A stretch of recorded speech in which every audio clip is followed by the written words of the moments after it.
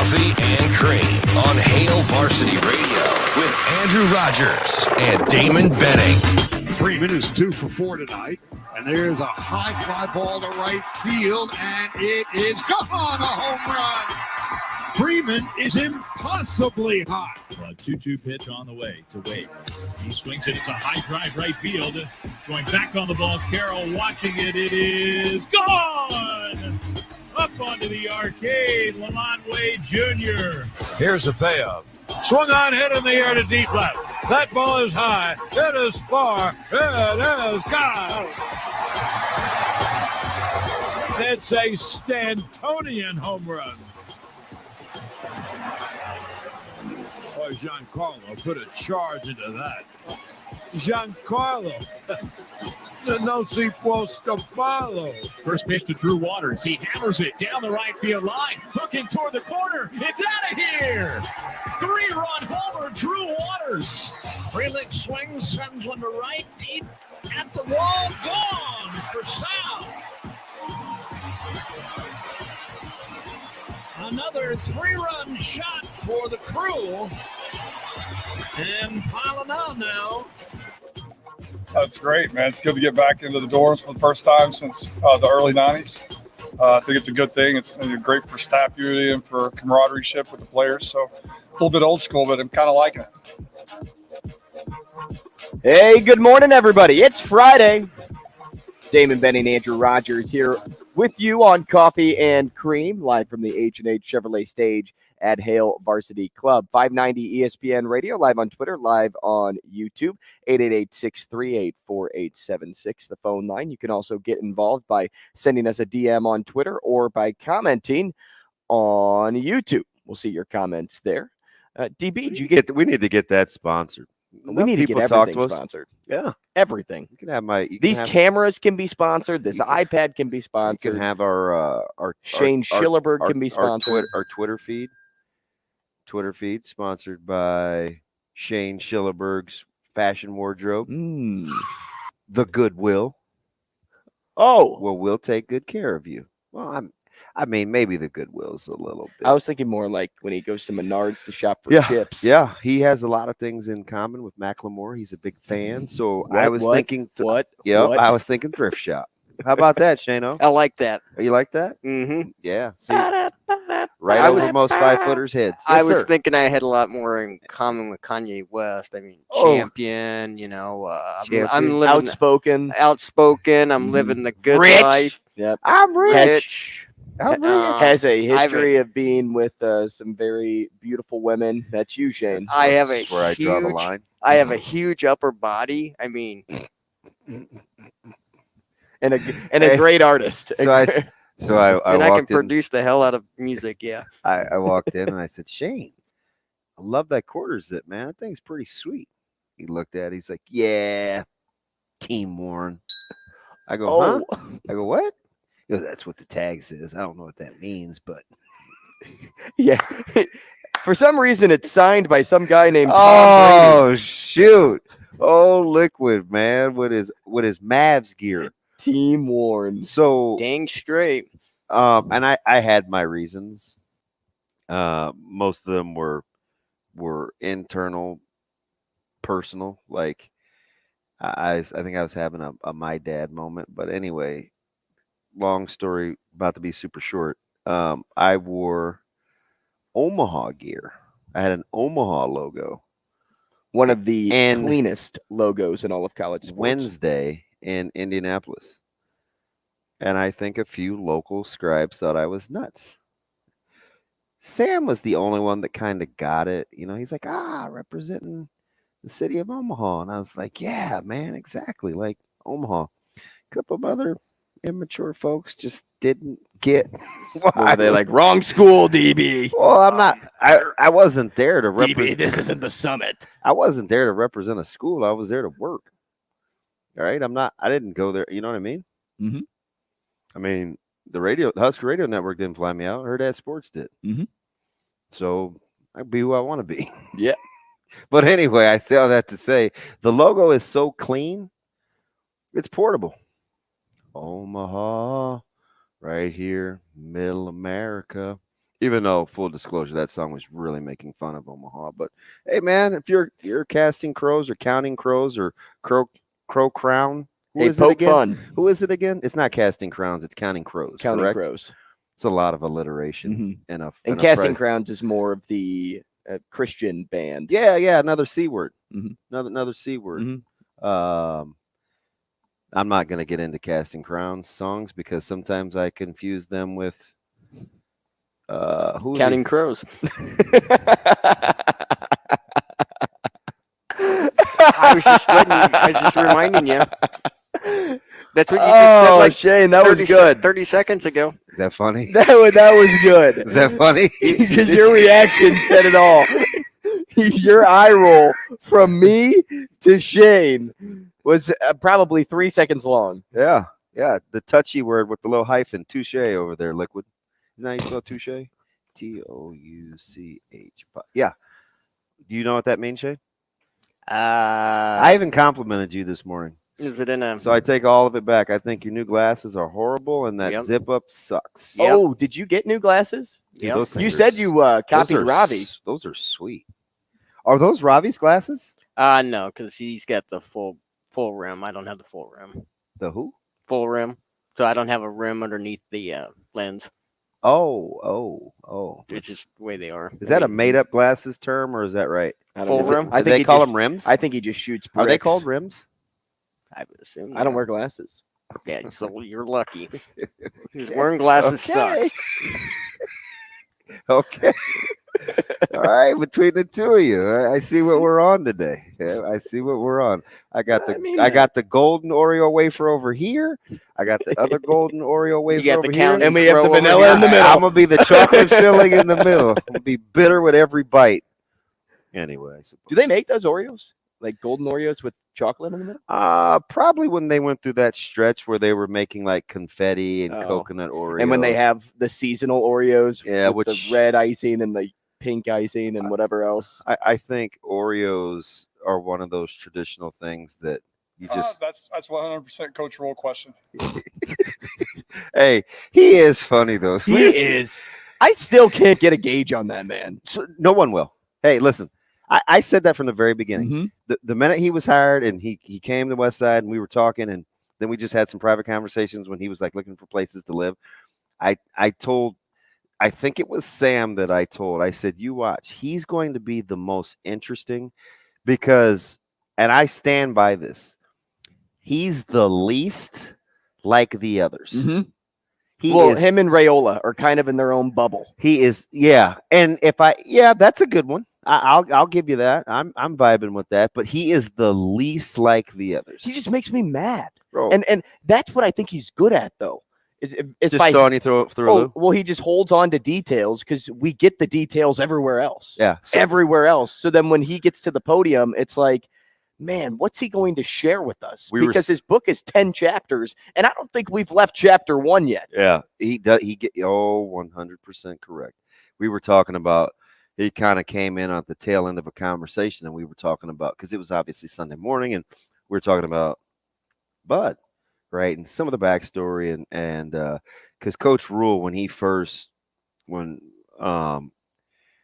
realized that we maybe could high five if we saw each other in the hallway, we started talking about kind of my history and what I like and what I gravitate towards, whatever. And anyway, Bud came up. And he's like, man, because he said, do you know that guy? I said, you're kidding, right? He's like, no, I just got here. Why would I do that? I said, yeah. I said, whatever. So he always asked me about him. We were working on some things, right? We can barely get a parade here on time locally, but good on the mayor for what? Good on the mayor for getting that done. No, I don't know what you're talking about. So anyway, we're talking, and my back's to him, and Sat comes over. There's a couple of other coaches talking. It's just like a little mini circle, right? And first of all, he's not dressed like anybody else. I mean, my man is country through and through. Like, he's about that twang and that drawl, right? He knew every country music question. And when we were playing the so that was him. Well, Omar didn't call on him either. But in Sat's defense, Sat was Who is Omar looking at? Apparently just the middle table. Like, nah, I'm not mad about that though. And he comes over. He's like, nah. And he's like, yeah. And then at the very end, he goes, I have no idea who you guys are talking about, but I'm sure the planning's going to go well. Like, it just walked away. And I was like, wait, you don't know Terrence? He's like, no. He said, I know music, golf, and coaching. Good on him. He played along like he's not. He's doing that, right? Like he's in the conversation. Because he's about to add something, and then he doesn't say a thing and walks away. He said, I have no idea. Hey, he leaves you thinking. But knock yourself out. He leaves you thinking in every case of he was the thought. Weaving his way in and out of huddles. I don't know. He's very, very interesting. Man, he talked for what, 12 minutes yesterday? 12, 15 minutes, whatever. The best I got out of him was what I've heard, the past 4 days. Oh, we're giving a lot of young guys reps, and they have to be ready to produce. I'm telling you, that's it.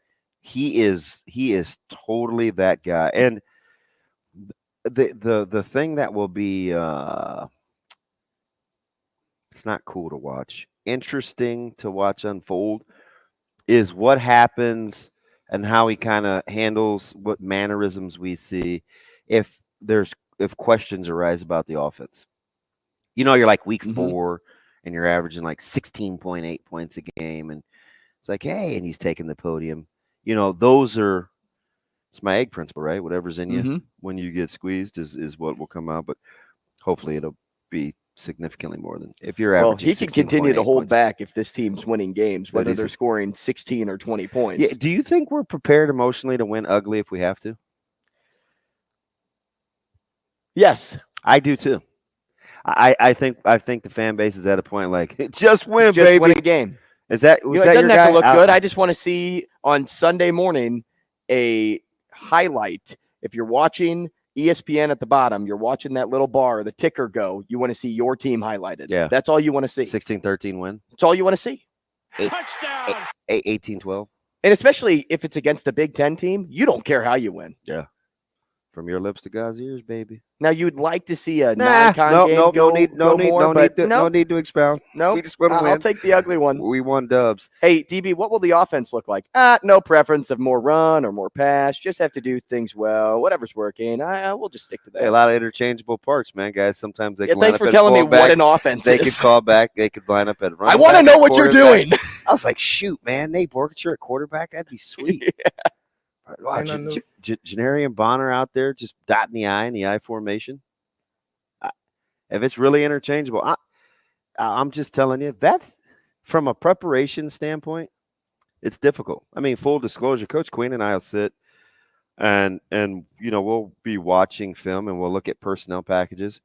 And this was last year, and Coach Sortino isn't with us, but we'd call up to the booth and we'd say, hey, listen, when 11 and 88 are in on the formation, say, hey, 88 in, 11 out, because personnel mattered. If all the personnel is the same and you can still be multi-formational, that's a little bit of a headache for defensive guys.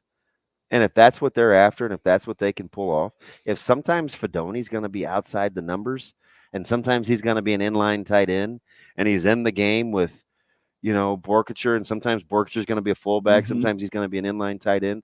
Like, I don't know if that's 22 personnel. I don't know if that's 21 personnel. I don't know if that's 20 personnel with no tight end because Bork's in the backfield and Fidoni's flexed out. I don't know.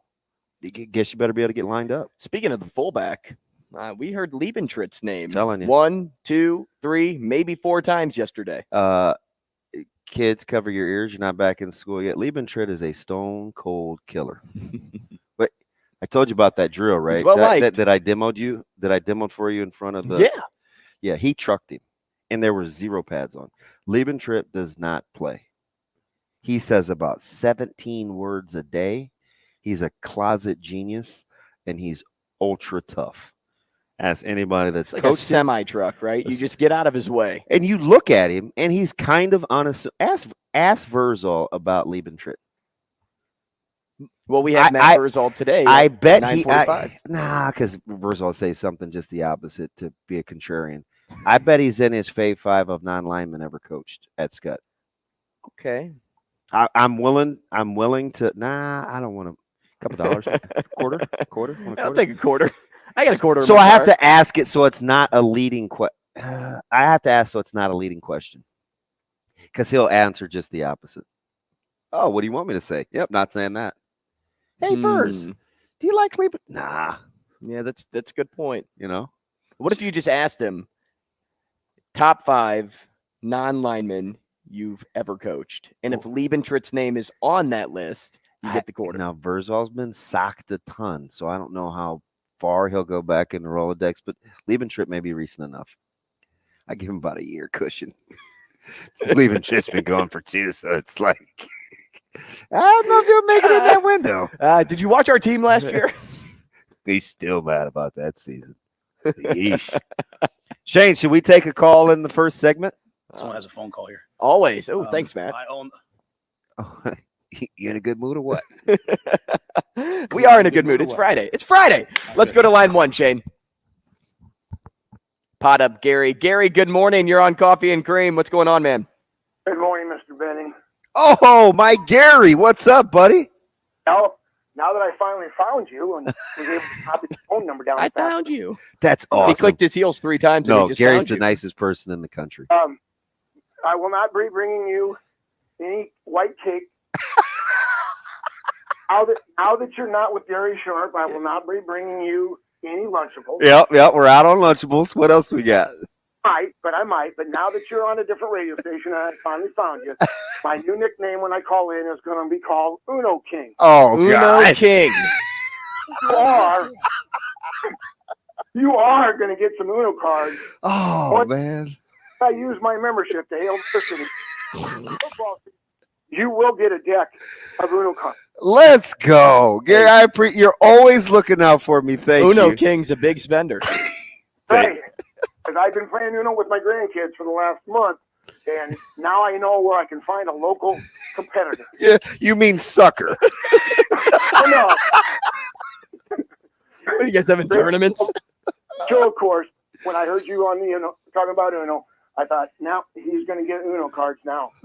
Gary, you're the best, man. I appreciate it. Thank you, buddy. Bye-bye. Thanks for the call. Hey, he seriously is like. Did you already said? I don't think you said it back. I think you said I love you. Oh yeah, all love, like phileo. Why do you always have to say it back when you get told that? Oh, is that why you're single? What? Oh, we skipped the guy in the middle. Burn. Go ahead then, Usher. That's kind of cold-blooded. Like, sorry. I know your mom never says I love you. Here he goes. Here he yes. goes. You know what? Spicy Friday. Let's jump it off. You know when we're making a crab boil and it's left on the stove too long? I just got there. Oh, no, you did. Shane. I don't even recognize what we're doing. Anyway, Gary has like been a long time listener. He would bring like so I told him like no respectable grown-ups really eat Lunchables. I was just having these conversations. And apparently I was per usual in the minority. Like a lot of people eat Lunchables that are adults. And I was like, man, why? Like, why? I can't see that being a choice. So my partner at the time is a Lunchable guy. So Gary, on a couple of occasions, brought like Lunchables, like especially when he get them on sale. Like sometimes there would be like 10 for 10 or something like that. Like the pizza ones or the ones with deli meat? No, I'm talking about the round processed stapled deli meat and the cheese you can't pull apart. Sure, I know exactly what you're talking about. And the crackers and the crunch bar in the corner. The crackers that don't crack, right? It's just like, and but the funny thing is if you fast forward, occasionally Ryder or Zoe, I call her Ryder, weird nickname, right? Zoe Ryder. She likes Lunchables. So, but she's also 5. Correct. Right? Like I liked Lunchables when I was 5 too. And even she's picky. And I said, but I think she's picky because you're picky. No.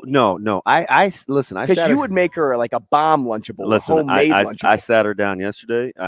She was with me all afternoon. She said, I want cinnamon toast. I said, okay, cool. I've made it for her 200 times. You cut the crust off, you put it in the toaster, use a little butter spritz, 2 pieces, she's good.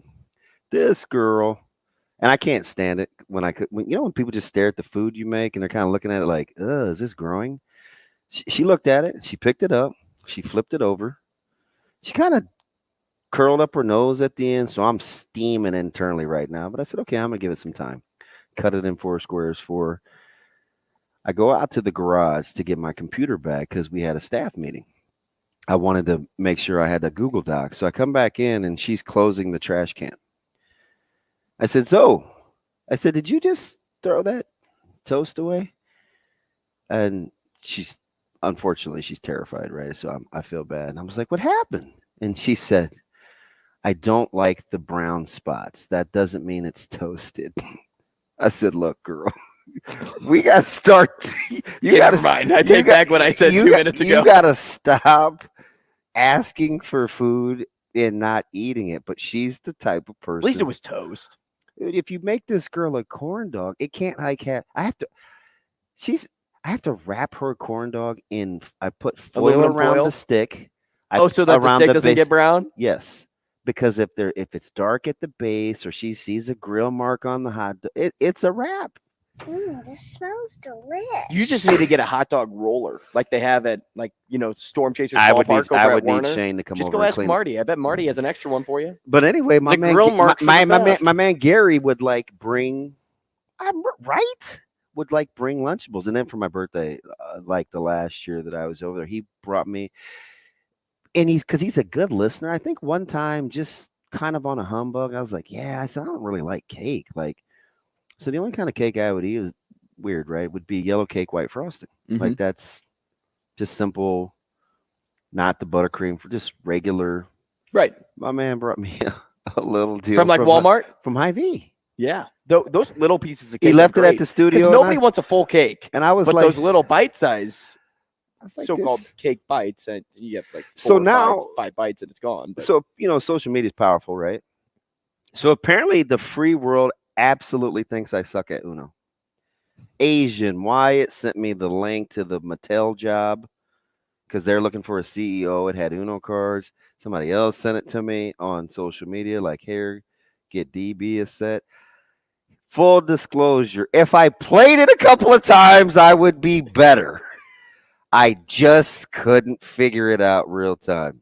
But you're winning. And then my ding dong son goes, I tweeted the link to him, and he goes, you got that work in Uno. And I'm like, you took advantage of an old dude that doesn't play.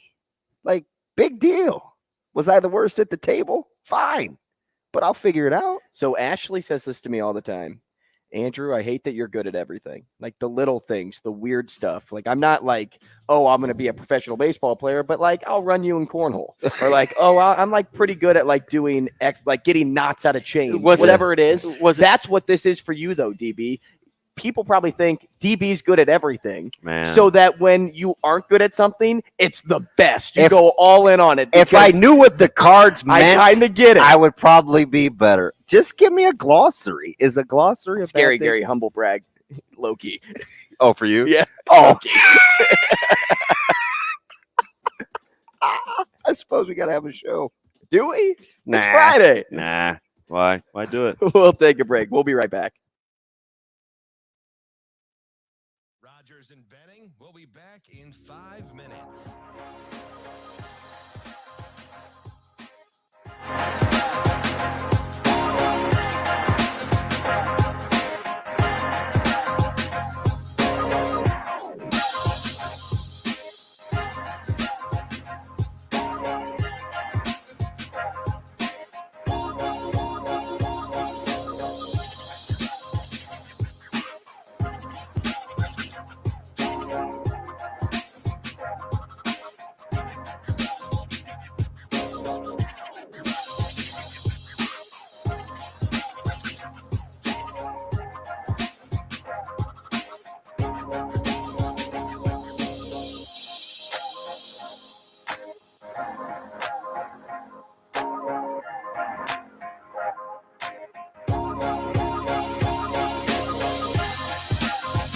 Rogers and Benning will be back in 4 minutes.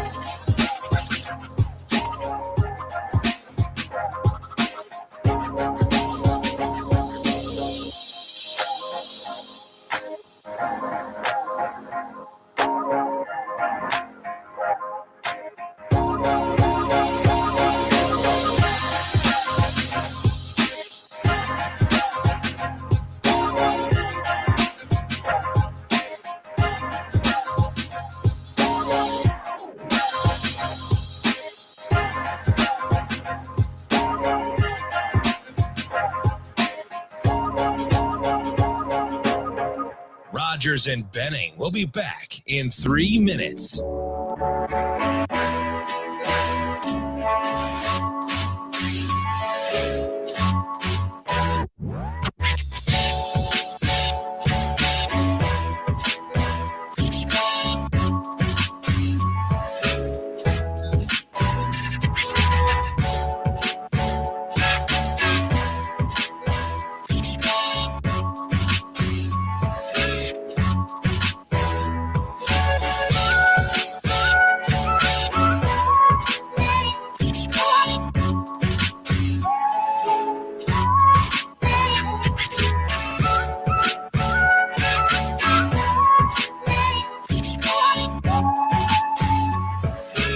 The preference is to have coach.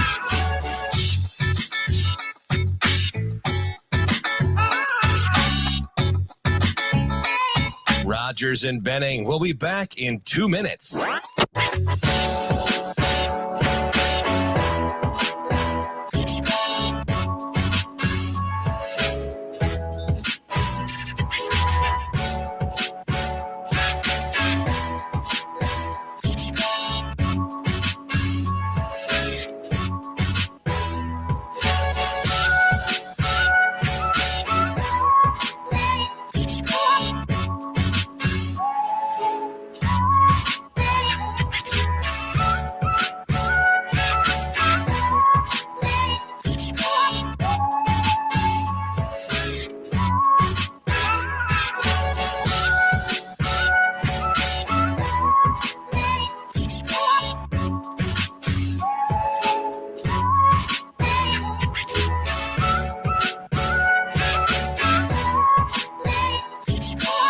Rogers and Benning will be back in 1 minute.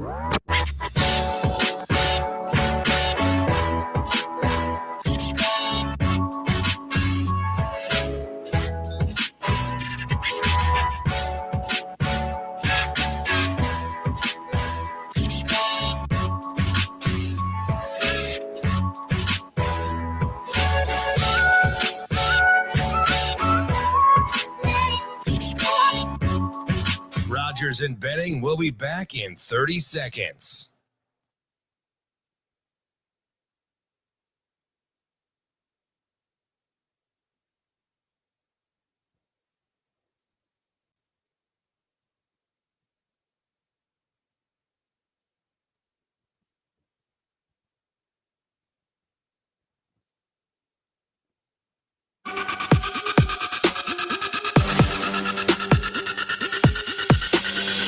Coffee and Cream with Rogers and Benning on Hail Varsity Radio. Yeah, well, we did a full team practice this morning, and Coach Osborne's been unbelievable. Coach Roll, not speaking for Coach Roll by any stretch of the imagination, but that was one of the things that Coach did really well. Everybody was moving on the field at the same time, and I think Coach has done a really nice job of just grinding a way of how we can do that. We don't have 190 players, obviously, but he's been very creative in making sure that if you were like a fly on the wall, you look out on the field, everyone on the field is doing something. And so even though we are together, everybody's still getting a lot of reps. Got a lot of reps today. Welcome back. Luke Kluver coming your way at 7:45. Pinnacle Bank Championship qualifier, the native of Norfolk, Nebraska. We'll talk to him. Mike Schaefer at 8 o'clock, Nebraska football and recruiting for 24/7 Sports. We have an update on Schaefer's spot on the show, too. After today, he will be moving to Tuesday, right, Shane? That's a lock? That is correct. Got to get down on Tuesday. And then our usual Friday guest, Mike Sautter, at 9 o'clock. Matt Vrzal at 9:45. We'll do trivia in between, like the chocolate icing of the 2 vanilla Oreos that DB had mentioned earlier, because we're all about that icing. What home remedies do you have to either take or act on to avoid finger cramping? Yeah, I'd never heard of that. Isn't it a hand cramp? Like, is there a thing such as finger cramps? No, I get it. Do you? No, not. Especially, so here's the deal. So we're talking about Shohei Ohtani. So here's the deal. And go Mariners. You went on. Oh, Shohei, you cramp up all you want to, my little friend. You just keep getting dubs over there, Mariners. I get it. Because just day before yesterday, I put salt in my water. Mm-hmm. And it was in my Yeti. So kid was like, hey, have a drink. I was like, yeah. Knock yourself out. I said, looking for some electrolytes. And he drank it, and he goes, oh, man, why would you just drink salt water?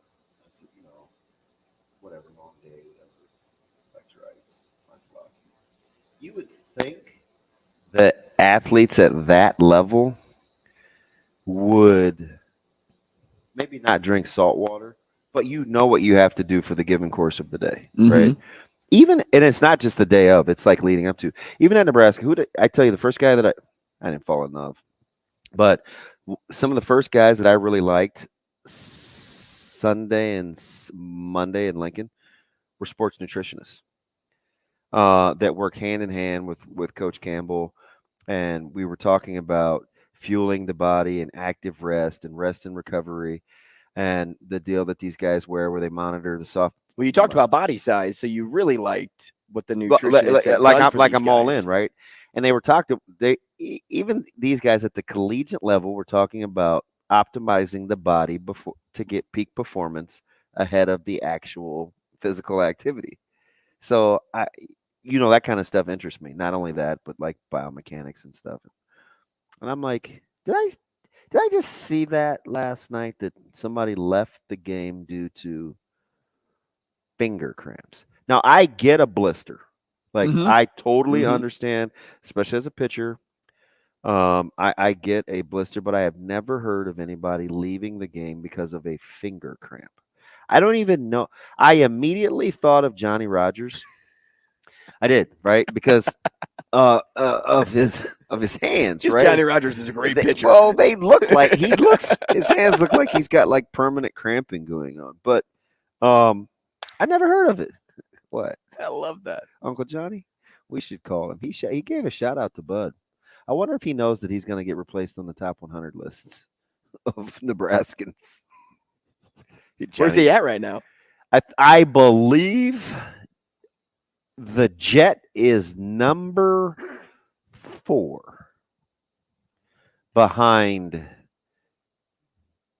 Bob, Gale. That's right. Grover, the Jet. Who were we talking about that with? Was that would be one Tuesday? Tony, don't call me Anthony Boone. That's right. That is right. Yeah, very distinguished looking Tony Boone. Did you like the facial hair, the look? Right? Oh yeah, he always had that little scruff when I worked with him at UNO. It's funny not to be confused with Uno. I don't want to bring up PTSD or anything. Bruh. Okay, we're gonna be playing some Uno. I'm gonna beat your little behind. Yeah, man, pick 4. I know what that +4 means now. Oh, guess what, DB? Skip. So was reverse back to me? Was it just a regular Uno? Who is Uno? Was it regular? Just regular. I mean, it wasn't one of the offshoot. It wasn't just one. Was it just one of the regular? I don't listen. It wasn't one of the offshoot ones, was it? See what Gary started. If it was one of the offshoot ones, I could totally see you not. I don't know, Shane. Okay. I just know I was. It had never been opened before, and there were 2 decks, like two widths of. I'm like, why? I think that's one deck. I'm like, what? Well, whatever. And it's just for packing purposes, right? Okay, I'm detecting a little sarcasm over there. I don't know, man. I just know when the box got opened, there were 2 things. Did they shuffle? Yeah. Okay. They shuffled. Every day I'm shuffling. Because that could be a reason for losing. Shuffle those cards. I just was not very good. But it's okay. My R.I.P. Nightbird. It's okay. It's okay. Like, I'm gonna figure it out, but I'm gonna pound your head in. Like, one day you're gonna come in. He's gonna hear a knock on the door, and I'm gonna have them holstered like, god dang, 9mm. You'll flip them and I'm gonna be like, they're spinning. They're spinning in your hand. Game on. You're gonna be like, this dude's nuts. You're just spinning on the top of your finger. Unless it's cramping, then you'll have to. Why it sucks so bad. It was kind of traumatizing. It was because you're good at almost everything. Dude, when CJ was like, bro, he looked at me like he was. Or at least because you can figure out everything. No, he looked at me like he was kind of disgusted. He was like, bro, you're bad at this. Like, ooh. I was like, DB, it's not about the amount of cards you have. In fact, you want to play it like golf. You want to get it lower. It's okay. CJ's like, DB, having 12 cards is not good. and my CJ Christian was like, Jones, he's like, oh, it's okay, coach. He's like, man, coach. Do you play any other cards? He's probably thinking what you're thinking. Like, even if I play like Scott team quarterback, it looks serviceable. There was no parts of this card playing that looked serviceable. And then you're probably like, why is everybody picking on me as you're drawing cards? Hey, but speaking of cool, or the image of cool, or like is it cool to not watch preseason football? Yes, it is cool. So that's the cool like, oh, I don't watch that. Well, no, but I do watch it, but I'm saying it's like, oh, I thought you said it's like, okay. Yeah, because I get saying people brag about like on social media, I get kind of this, why would you watch? I'm like, I just like to watch football. I watch Slam. If I watch the XFL and USFL, why wouldn't I watch preseason football? Why not? I watch NBA Summer League. Well, and a lot of these college guys that we like that are late round draft picks or undrafted. I want to watch. They get to play right now. I swear I'll watch. You ever seen Bernie Mac stand up? Yes. Do you? I don't care. Go get him. I'll watch. He said that's a heavyweight. That's 3 minutes. And plenty of people have been knocked out in 3 minutes. Do you play any other cards other than? I mean, do you play any other cards other than like gambling? Why are sort of listen? Thing? Do like you smell? Do you smell blood in the water? Do you think you're going to beat me at something? No. I'm just wondering. He keeps bringing it. Yes, I would like if maybe, I had my maybe card games just isn't your thing. Hey man, wash your mouth out, okay? Or maybe it is. I don't know. I'm just wondering. Wash your mouth out, little dude. So card games is your thing? My preference would 1,000,000,000% be poker. Mm-hmm. Right. So minus that. So you play like hearts or queen, any of that kind of stuff? Nope. I don't play spades. You play blackjack for fun, like electronic. Yeah, but I don't. I wouldn't like play that if like I was at a casino. Right. I don't play like spades or tonk or anything like that. Shane's like, I'll beat you in kings in the corner. So I mean that makes sense because you knows more like. Why do you keep calling it you know? What do you know that I don't know? I don't know. What do you know? The flip is you know. You know. Dude drives me bonkers. What does you know? I don't know. Maybe out of breath Brian knows. All right, I'm gonna ask him. I don't think he's gonna talk about Uno here, but we can ask him. B, do you know anything about you know? No, I don't. What? Are you hearing him say you know? No, I didn't hear him say it yet. Okay. I haven't seen him say it yet. Okay. You know. Because I know. There you go. It's like card games. Stop it. It's Uno. No, it's you know. Ooh, you what the? Yeah, B, go off. Go off, B. You got some time. Go off. I got it. Now, a couple of months ago, I heard Andrew going off about the pronunciation of a town that my girlfriend's teacher is from, at OPS. She's from this town that starts with a P, called Papillon. That's what I call it all the time. Oh, Papillon, yeah. I knew that. I knew a lot of Papillons, the family. But anyway, keep going. Hey, and then the other thing, I really was calling because I was worried. I didn't see you last week after I watched the news and they was like, there's a mountain lion, and I know you were just Hey, listen, it's in my backyard. This thing is like going through our neighborhood. I get these videos. So listen, B, I got to tell this funny story. So my neighbor comes out. I'm doing this pork butt, and she doesn't talk a ton. She's very quiet, but Zoe likes her daughter. So, you know, I always try to see if she's out playing, and she's kind of just being casual. And she's like, hey, or I was like, hey, and she was like, hey, how are you? And I was like, oh, I'm good. And she goes, well, And she kind of dropped her voice, and we're like a yard apart, right? So I'm like crouched over on the porch. I'm like, what is she saying? Because she's very soft spoken. And she goes, I'm not saying it was a mountain lion, but I left my garage door open, and kind of on the camera, I saw something leaving. I don't know the size. Like, I don't want to alarm you, but I just want to. I know it was the block over in the apartment complex the other day, so I'm just saying, watch your little dogs. And I was like, great. Like, well, it wasn't a Thundercat. It wasn't a Thundercat. Oh! Snarf. Oh, I am all. The eye of Thundra. Sorry, Damon, do they still have this test question at OPS? Do they still got this test question at OPS? I'm sorry, Brian. I was busy going into character. What did you say? I said, do they still have this test question at OPS? What is it? I wonder because it's just a sort of question like this, and this is in the spirit of what all the people that are saying for Spence making excuses for him. Okay, all right. What weighs more, 100 pounds of brick or 100 pounds of feathers? I'm pretty sure they don't have that question anymore, B, but man, you're not kidding. Okay, well, I'm talking, if both of y'all weighing at 147 pounds, how is a person bigger than the other one? Right. I just want to know. Yeah.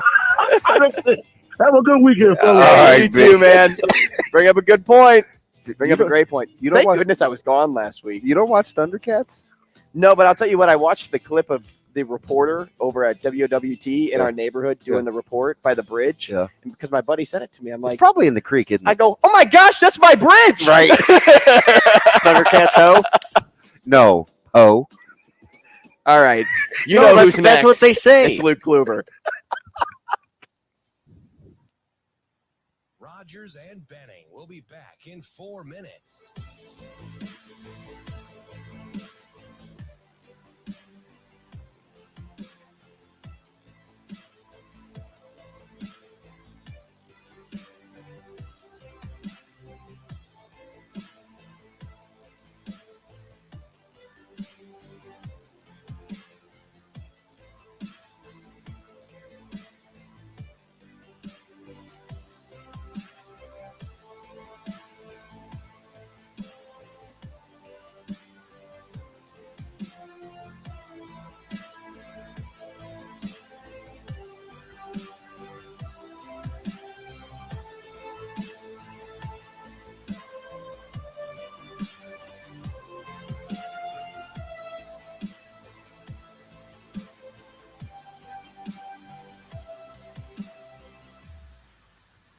Rogers and Benning will be back in 3 minutes.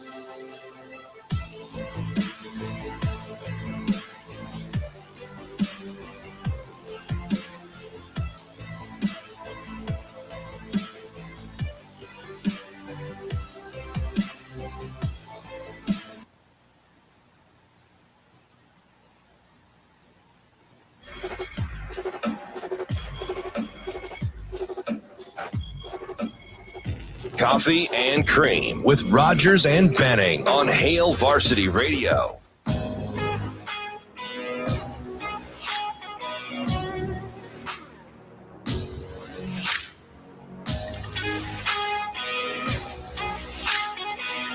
Hey, welcome back. Coffee and Cream in the morning on Hail Varsity Radio, powered by Currency. It is Damon Benning. It is Andrew Rogers, and we are live from the H&H Chevrolet stage at Hail Varsity Club. Happy to have you with us. 888-638-4876, the phone line, or you can interact with us on YouTube. We are live on Hurrdat Sports, live on Twitter, and live on YouTube right now. Let's go to the phone right now and talk to Luke Kluver, Pinnacle Bank Championship qualifier and member of the Oklahoma men's golf team. He's a native of Norfolk, Nebraska. Luke, good morning. Thanks for taking some time. How are you doing? Hey, you betcha. Good morning. Doing well. Thanks for helping me prepare for next week's early tea time, I guess. I kind of wonder, just kind of getting a little glimpse of your personality following you since high school. You don't strike me as a morning up and at 'em guy. Am I misreading that? unless we're in the middle of the winter and my dad and brother want to go duck hunting. Priorities, I get it. So you're probably the only guy out there that's going to be out here next weekend that can sit in a blind for 8-9 hours and be just fine, or shred a course at warp speed and be just fine as well. How does the patience help you with your golf game? I mean, there's been times where there's been zero to little patience on the golf course and in the and in the duck blind. But no, look, I mean, I've learned a lot with over the past 2 years, 3 years being in school, of just how the game works with the patience and how you just have to continue to hit quality golf shots, and that's how the game is created, and that's kind of where I've taken my game, is just to understand that you're out there for obviously 18 holes a day, but it really only takes about 3-4 minutes of a round to really dial in and really focus on a golf shot. So you kind of got to figure out what to do the other 4.5 hours out there. Tournament week starts next week, August 10th through the 13th. That's where you can check out Luke. Tickets just starting at $20 a day, so head over to the club at Indian Creek, grab those, so you can watch guys like Nebraska natives on the court. How many are there? 5? How many people are actually going to be out there that are? I know 3 for sure. Luke, so is it 3? Let's see. You got Brandon Crick, you got Scott Gachewski, myself. Nate Vance is a Lincoln native, and Carson Shockey. That's so at least 5. Yeah, yep. So what does it mean to you to have your family and friends so close by that they can attend this event and see you in action in what I believe is your 4th U.S. Amateur, if I'm correct? Yeah, it's not only exciting to play in the state of Nebraska again, but I don't get the opportunity to play in front of my family and friends that often. It's so close from home, and the support at Indian Creek is unmatched for me, and I'm just really excited. There's a bunch of people from Norfolk that are going to be there, and obviously Omaha and Nebraska as a whole does a wonderful job of just supporting not only myself but the entire Corn Ferry Tour, and I just know myself and some of my other teammates, or I guess former Oklahoma teammates, are excited to be playing in Elkhorn. So the course has changed since the last time you were out here ripping it up. You got a ton of experience, but Jim's done a fantastic job of making sure that it's going to play the way that the tour can be proud of in terms of its competitiveness. What have some of those changes done to you in terms of how you want to prepare to attack the course? Yeah, Monday morning we're going to play early. My swing coach will be with me, and I've heard there's been a bunch of rain in that area. So once we get there Monday morning, we'll kind of have a better idea. But years past, the rough has been thick. The greens tend to firm up later in the week, and like the first thing we talked about, it turns into a patience game and just trying to take advantage of the opportunities when they come. So as you kind of and maybe it's a wait and see thing for you until you get to the actual course, but what the club at Indian Creek offers. You've played there before. What about that course plays to your strengths, and what about that course gives you a little bit of worry heading into championship week? Yeah, I'm a long driver of the golf ball. Yeah. And I'm a bigger guy, and although the rough's going to be long, I know that I can gouge it out if I'm in the proper areas or get lucky in the rough. But at the same time, the rough can worry you too. If you're in the rough all day, it's hard to make birdies, and then you're grinding to make par all day. You're grinding to make cuts and things like that. But the golf course, if you hit quality golf shots, it's really a golf course that you can get after if you're in the middle of the fairway and if you get a streaky putter. But no, the golf course is always in wonderful shape. It's a great test, and pretty cliche, but fairways and greens seem to be pretty good at any level. So just following you for so long, having gone to school with your mom, and I know you guys and your dad, you guys enjoy you hunt, and she was a very good golfer in college. You like to be outside. You've grown. When I saw you a couple of weeks ago, you're bigger, stronger than I remember. How have you kind of grown into your body? Has that, over the last couple of years, has that changed your game as you've gotten so strong? Because we knew the golf acumen and the touch was always there, but pack on a good frame, a big guy. We better give my dad a little credit. We have to go the genetics route. But I'm sure Michelle, she'll be tickled to hear that. No, I mean, part of genetics, but also just, I think golf as a general, people don't expect golfers to, have a weight program, have a workout program. And I would say the way college athletics has changed in general, every sport, at the Division I level has a trainer, has the opportunity to, be on a, diet program. So, at Oklahoma and previously at Kansas, we had all the opportunities, and they're right in front of us. So it was just, you had to take advantage of it. And that's what's really cool about the Division I level and college athletics. It's all about preparing you for the next level. And obviously, if you look at the game of golf right now, it's who can hit the ball long and straight, and that's one of the biggest advantages. It's interesting. We all three spent time together at the media days a month ago, and Indian Creek's so inviting, right? It's a public course outside of, a couple weekends out of the year. They've got to make the flip. The tour director, she's fantastic. It's Nebraska's only golf event that it hosts yearly. Like, they take a ton of pride in this deal. Do you feel that? Does it trickle in when you're playing on some of these events that, when you're at Indian Creek with this event, it's like, this is special to the state of Nebraska? Oh, yes, 100%. I haven't played very many, professional events, so it's really exciting for me to see the grandstands and see the amount of fans and the people from the area that are going to be in attendance. Obviously, at the amateur level, it's slightly different, but no, it's pretty amazing. Just the amount of support, Pinnacle Bank, and just all the sponsors do a wonderful job of,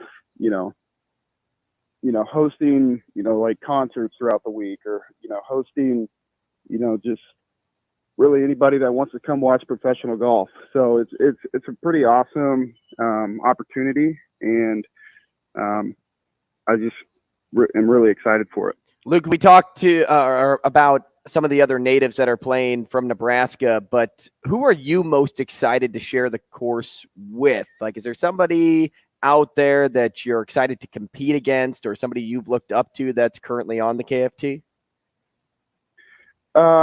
Yeah, a new young guy out there that I was a teammate with last summer. His name's Patrick Welch.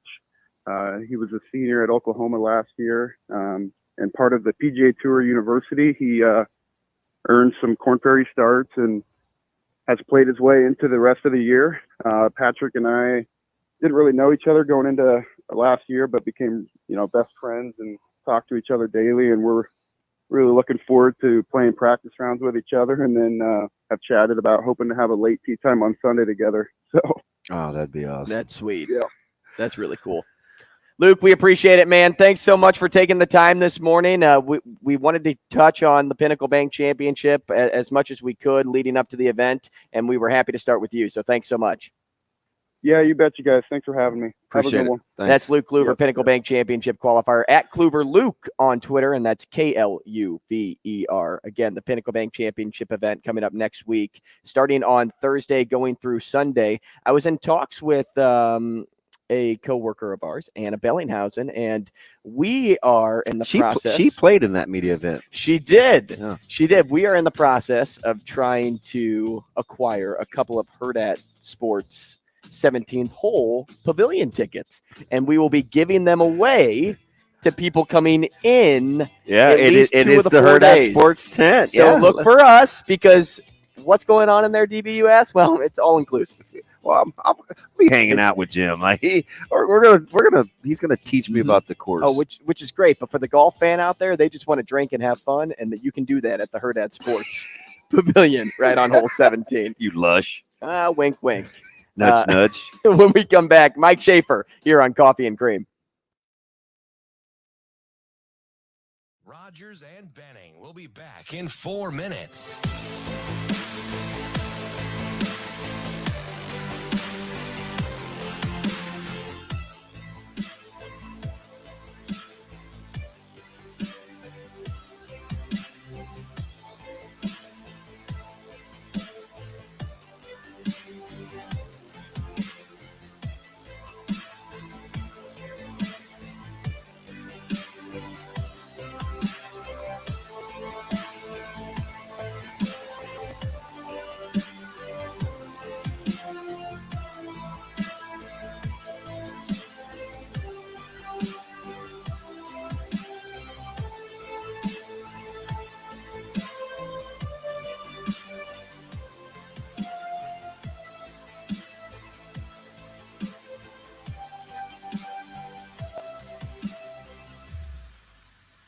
Rogers and Benning will be back in 3 minutes.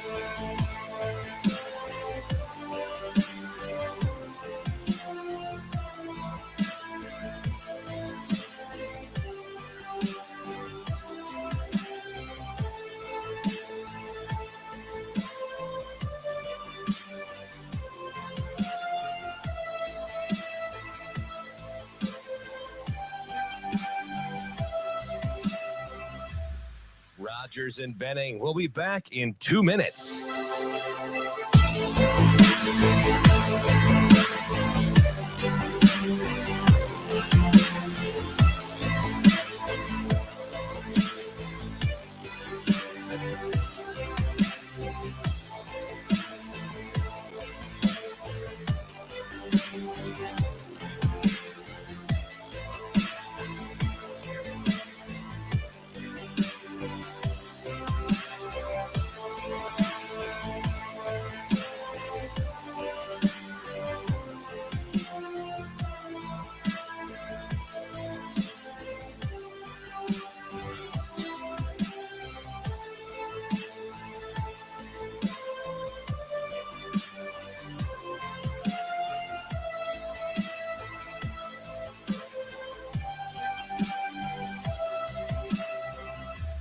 Rogers and Benning will be back in 1 minute.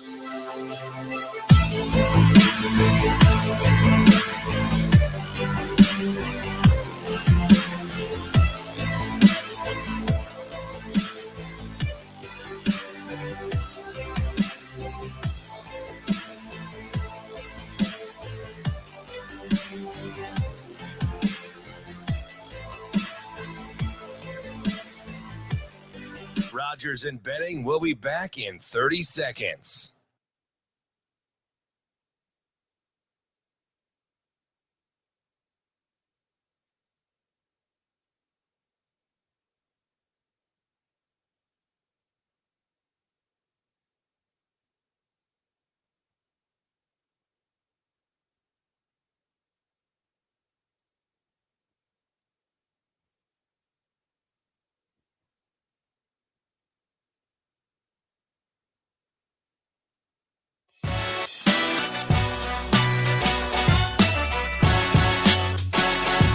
Coffee and Cream on Hail Varsity Radio with Andrew Rogers and Damon Benning. Absolutely. The one thing about the running back position I think that's really important is that every run's not going to be a home run. They got to understand when things are messy, right? As long as that we know where the ball's supposed to insert, right? and we can force a 4-yard carry, right? Every run's not going to be pretty. Every 6-yard run's not going to be pretty. But the reality is when we run the ball with a certain intent and we understand where the ball's supposed to be and we're physical at the point of contact and we finish with line effort and line demeanor, we expect to collect those 4 or 5-yard runs that aren't pretty. And that puts us in 2nd and 5. That's a good situation. I think I answered the question. That's the emphasis for us right now. Not a round of applause. EJ Barthel, a pretty easy guy to listen to.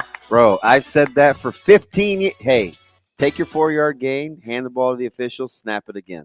2nd and 6 is a good place to be. Oh, my goodness, Coach. And on top of that, how about Matrix Analytical coming out yesterday and saying, hey, last year's top young first-year fullback running back coach, you got to hear him yesterday. That's EJ Barthel. So they got a good one there over at Nebraska. He's the one guy. He's the one guy that I want to coach. Like if I had a first-round pick, I'm taking him. Are you changing your pick yesterday too? Who would win a fist fight? I can't believe I slept on him. He is by far the biggest of the most fit. Mm-hmm. He is a monster, a big, broad. He's the Gabe Irvin of that group, dude. And I'm telling you, he talks mean. Get the hole. Finish. I was like, oh, God. He's not going to have any molars left. You're right. He's grinding his teeth. Mike Schaefer with us now. Schaefer, good morning. Thanks for joining us, man. Yeah. Why does Damon look like he's having his video from like an iPhone that's being held 15 feet away? Am I far away? It's you seem very tiny on this video. Here you go, Shave. I'm going to turn this bad boy around because Shave in my look at his arm bar there on his tripod. It's farther away, so that's why he looks a little further away. Shave, you have good eyesight. You like? Wait, is this good? Hi, Mike J. How we doing? He said, "Hey." Oh, hey, there you are. Mike, why will this be our last Friday with you? This one didn't have to be the last Friday. It's just I wouldn't have been able to do Fridays during the football season. What's the new endeavor? I'm joining Jack Mitchell for the Husker tailgate again. That is so nice. You and Crazy Jack. Yeah. Well, someone has to put up with them, and so I drew the shortest straw in the media. So here's the deal, Mike. Who is like the balance of that show?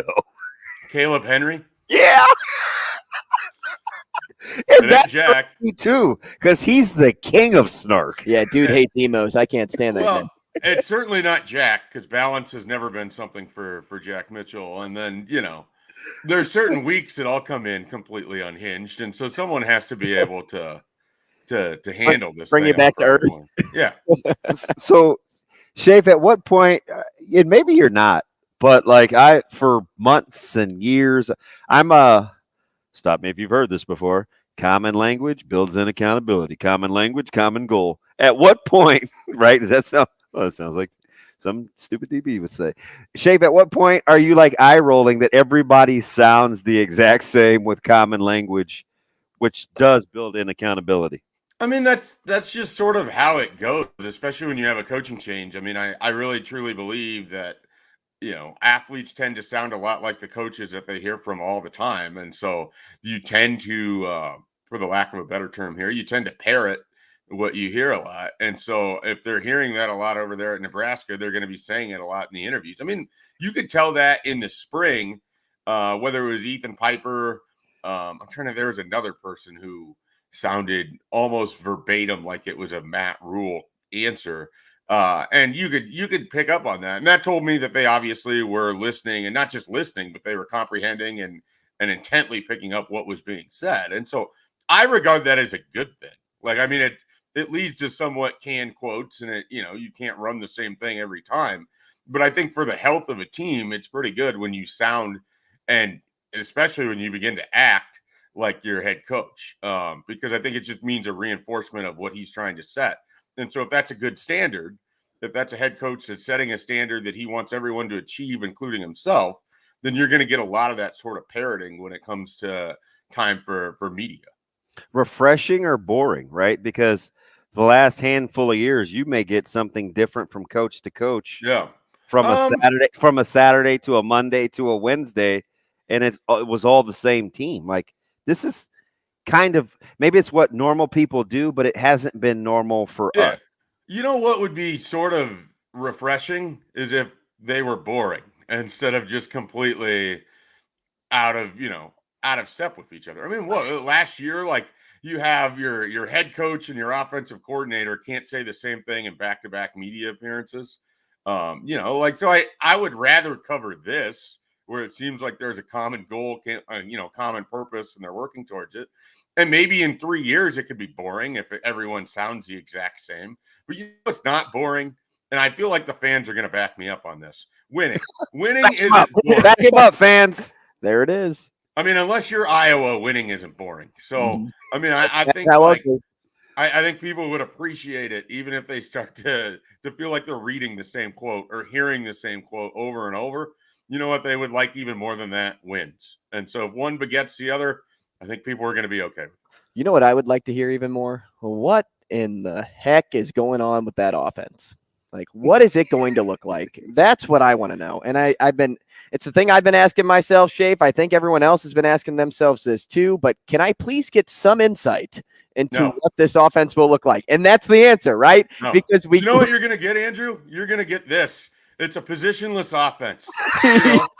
Sometimes you can be lined up at fullback. You could be a tight end. You could be a wide receiver on any given play for Marcus Satterfield because there are no positions. Except Jeff Sims probably has a position and the 5 offensive linemen. But the other 5 guys on the field, it really doesn't matter what their title is because they can be lined up anywhere at any time. And what does that mean for the visual of the offense? I have no idea. No one does. And it's really easy for Marcus Satterfield to answer every question in a similar vein, and you have no idea what it's going to look like. Mm-hmm. And I don't think that's I don't think that's just happening. I feel like there's a little bit of an intent and design behind that. I told DB that's 100% coach role question. Right. Yeah, I told DB that I feel like we're trying to read a 10-chapter book right now, and we're still on chapter 1 with Marcus Satterfield. Like that's kind of where my relationship with that man is at right now. Yeah, well, that's because every page in chapter 1 largely reads the same exact way. Right. And so after you get through the first 8 pages, you're like, oh, cool, page 9 looks the same. And then you try to flip ahead and you realize, and this is where it gets kind of weird, it's the same page. I don't think we're going to get a lot of difference between now and that first game. Coach, you're going to get a lot of similar answers. It's like, look, in its simplest form, this offense, you know what we want to do? I tell you, Coach, DB, listen. In its simplest form, we want to make corners tackle and outside linebackers cover. At the end of the day, it's about matchups, and that's what we want to do. Right? Does that make sense? I was like, listen, I don't want my corners making a living tackling, and I don't want my linebackers making a living covering. Okay, I'm in. Whatever it looks like. Answer is it's still not an answer, but it's an answer. Did you see someone tried to ask him about like the ratio that he would want or something like that? Yeah. And his answer, and I'm paraphrasing it here, was essentially, we'd like to run the ball well and pass the ball well. Right. Yes. Yep. And then he said, we're going to run and pass. Yeah. Right. Like, it's, I kind of love it. Like I'm standing up there yesterday and it's just like, at some point in the 8 minutes, you're just like, am I going to get an answer here that's really going to, be evocative? Like, is it going to evoke any kind of reaction? And it never really did. And I have to admit, in a weird way, I was like sort of proud of Marcus Satterfield for keeping that going for 8 more minutes there. He's going to have probably 2 to 3 more opportunities to talk before the season starts. Again, maybe it'll change. Maybe in week 3, he's going to drop some big surprise on us. But I kind of think we're just going to be in the dark about this offense until we aren't. How many coaches do you know? The preference is to have Bo Jackson. that was another one.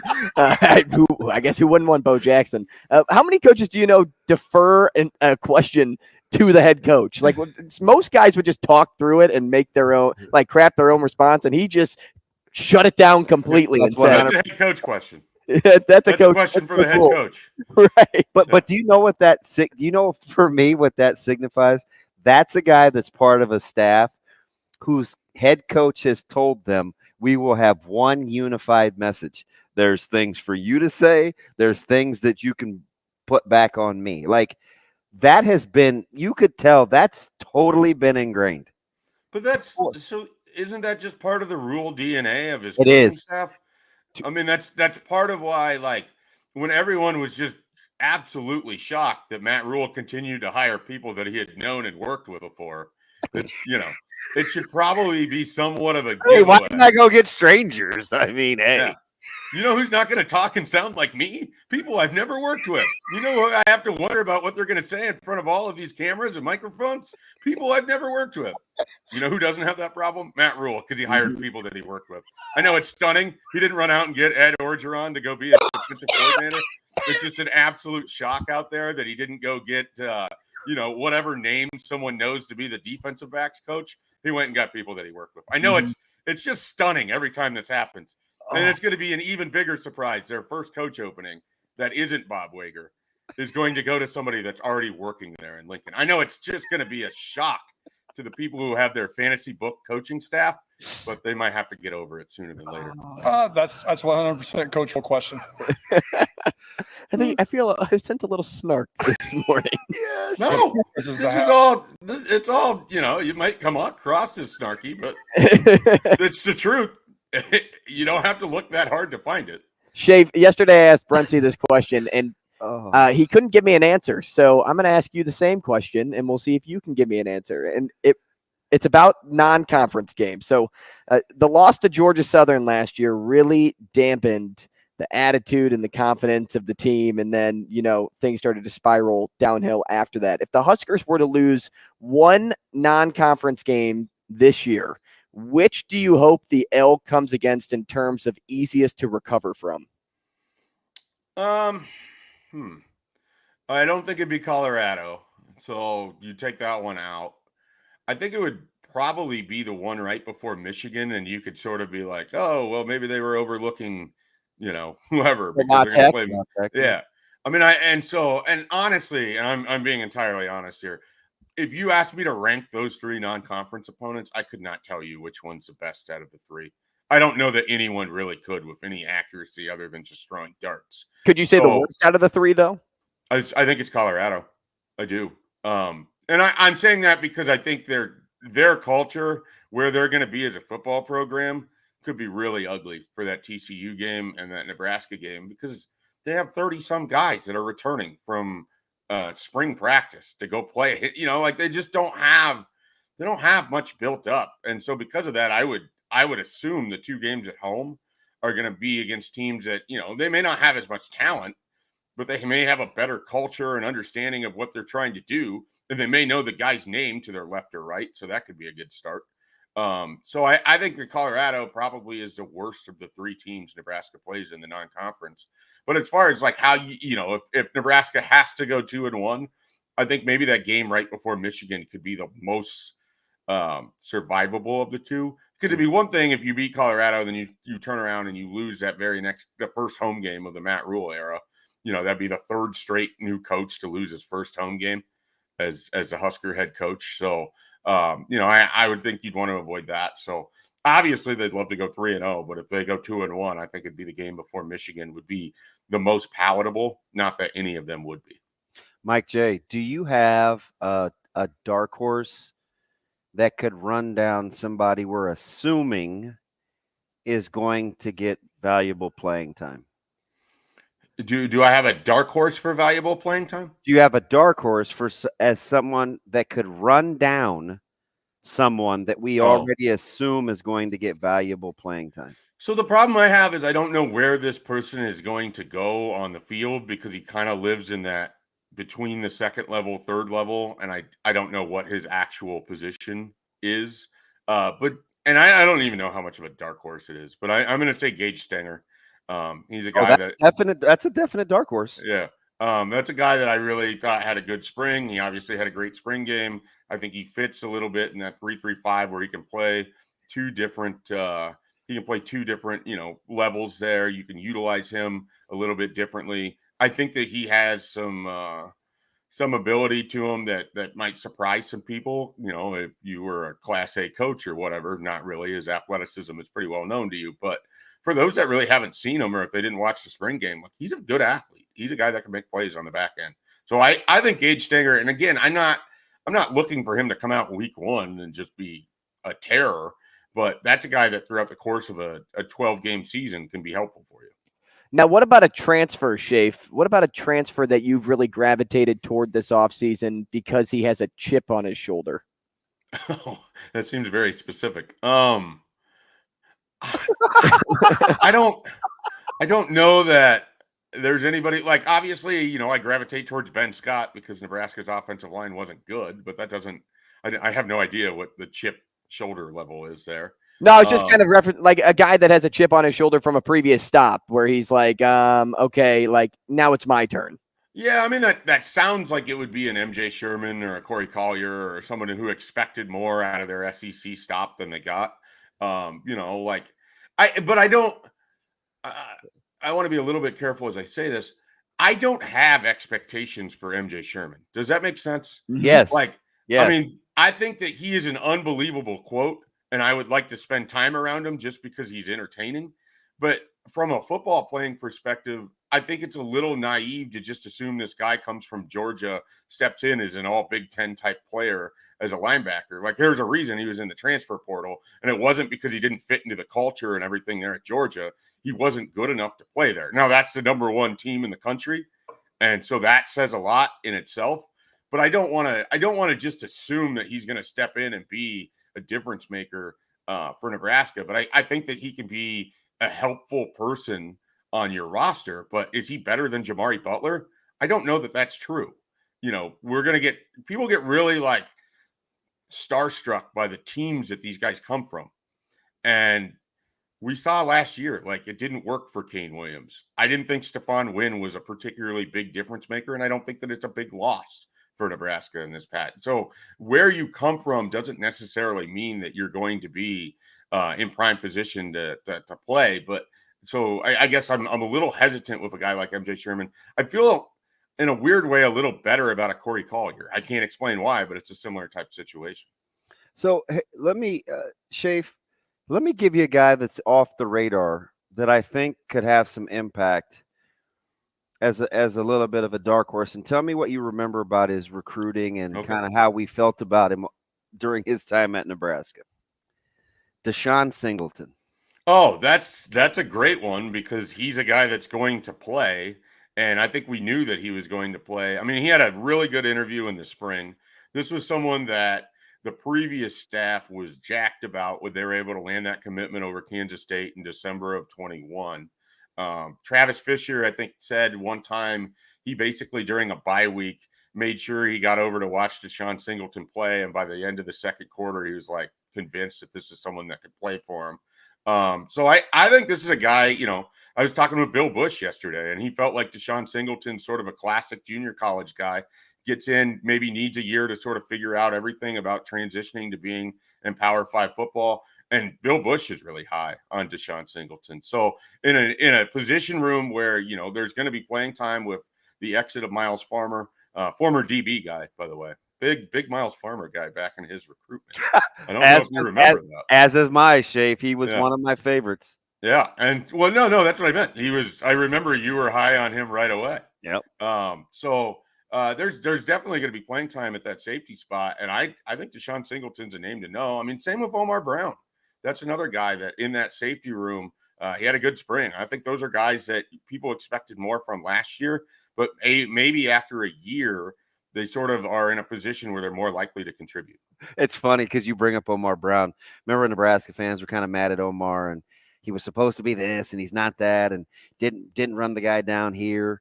And this year, it's like, oh man, I hope Omar's going to get it. Omar's going to do it. Miles Farmer leaves, and it's like, oh God, he sucked last year, man. He's not going to get any better this year. The guys that are on the roster, Schaefer, I went on this rant yesterday. They're going to get 100% better. The guys that leave, since they were bad before, they're always going to be bad. Don't you love that? Well, isn't that how it works at the Major League Baseball trade deadline? When it is. I just joked with Andrew this morning about Flaherty. Yeah.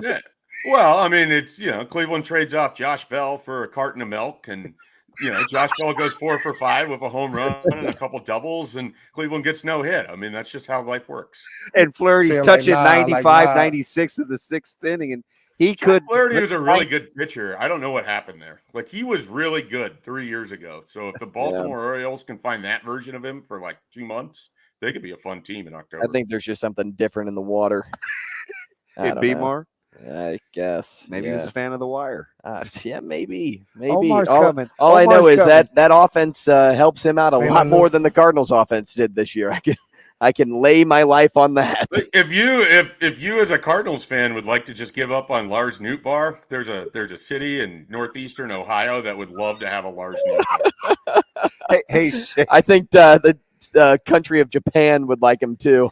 Schaefer, I got a chance to see him up close. How do you Lars Nootbaar? Yeah. No, yeah. Lars Nootbaar. More like Fubar. Sorry about that. Man, that's a big ass dude.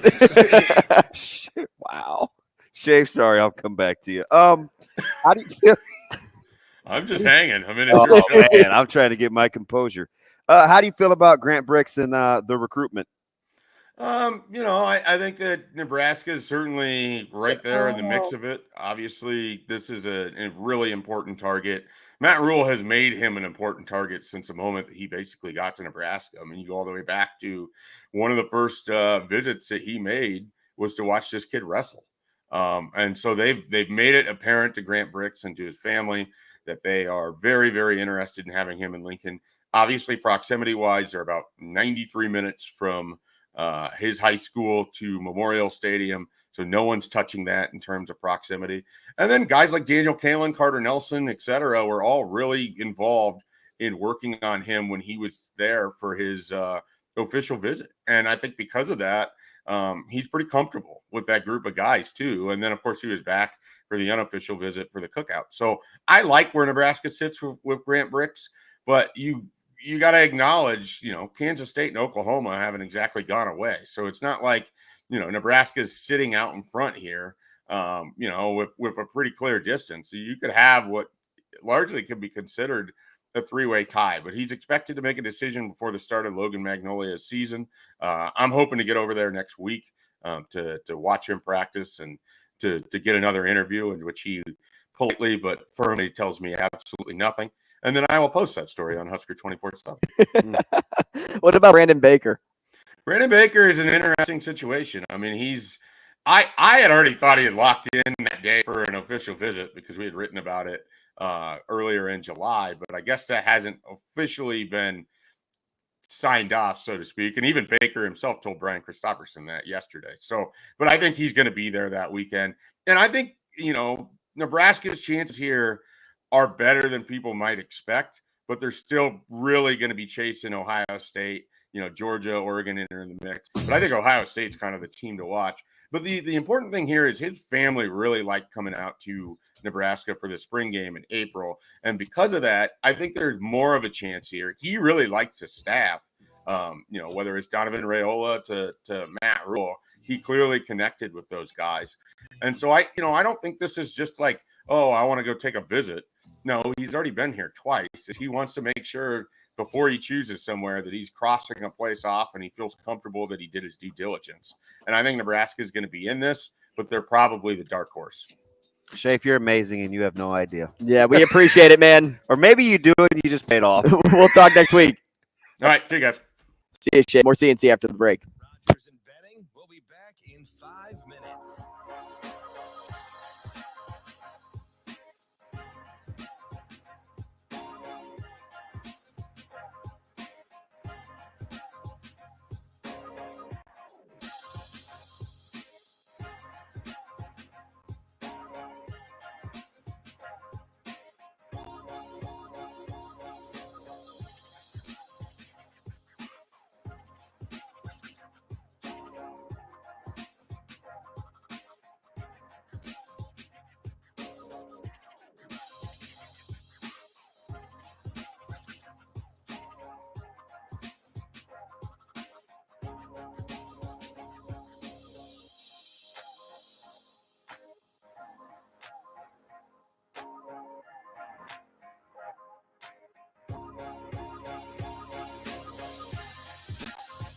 Rogers and Benning will be back in 4 minutes.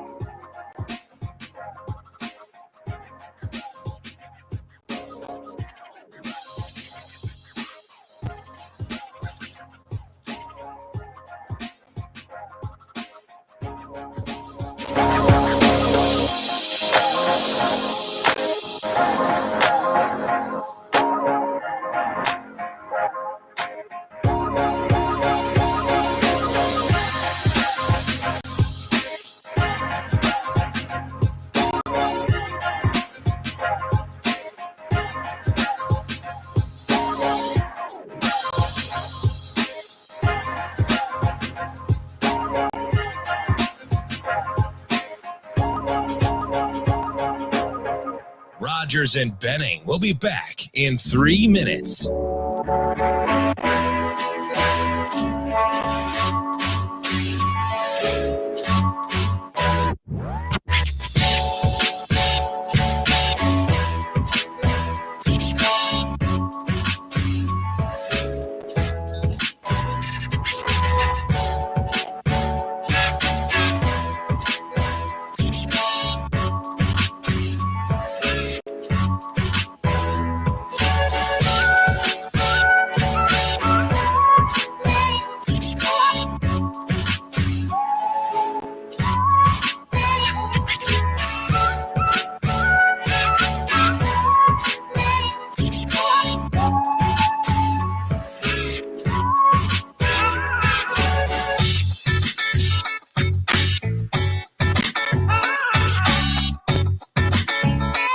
Rogers and Benning will be back in 2 minutes.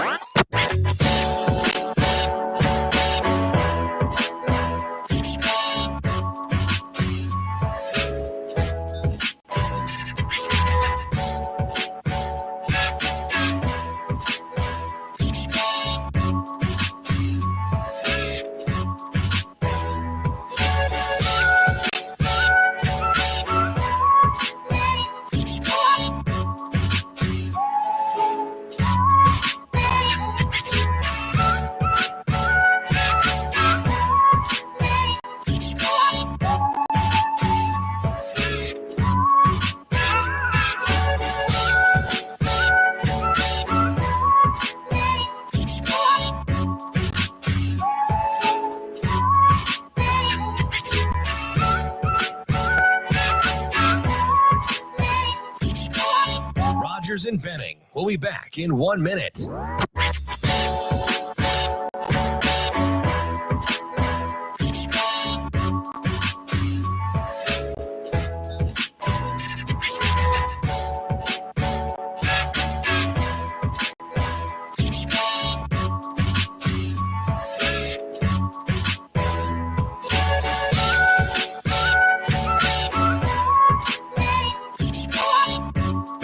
Rogers and Benning will be back in 30 seconds.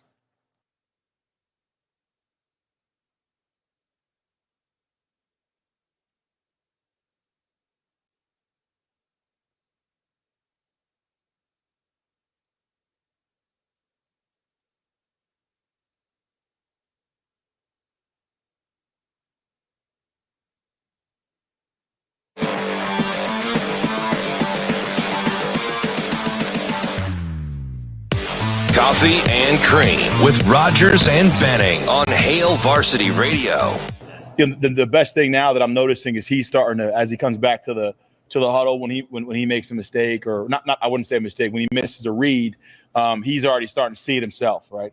And the biggest thing is the film room, right? You get to slow things down for him, and you make a fast error, but you get to see it on film slow, right? So he's already starting to respond when he starts to see things.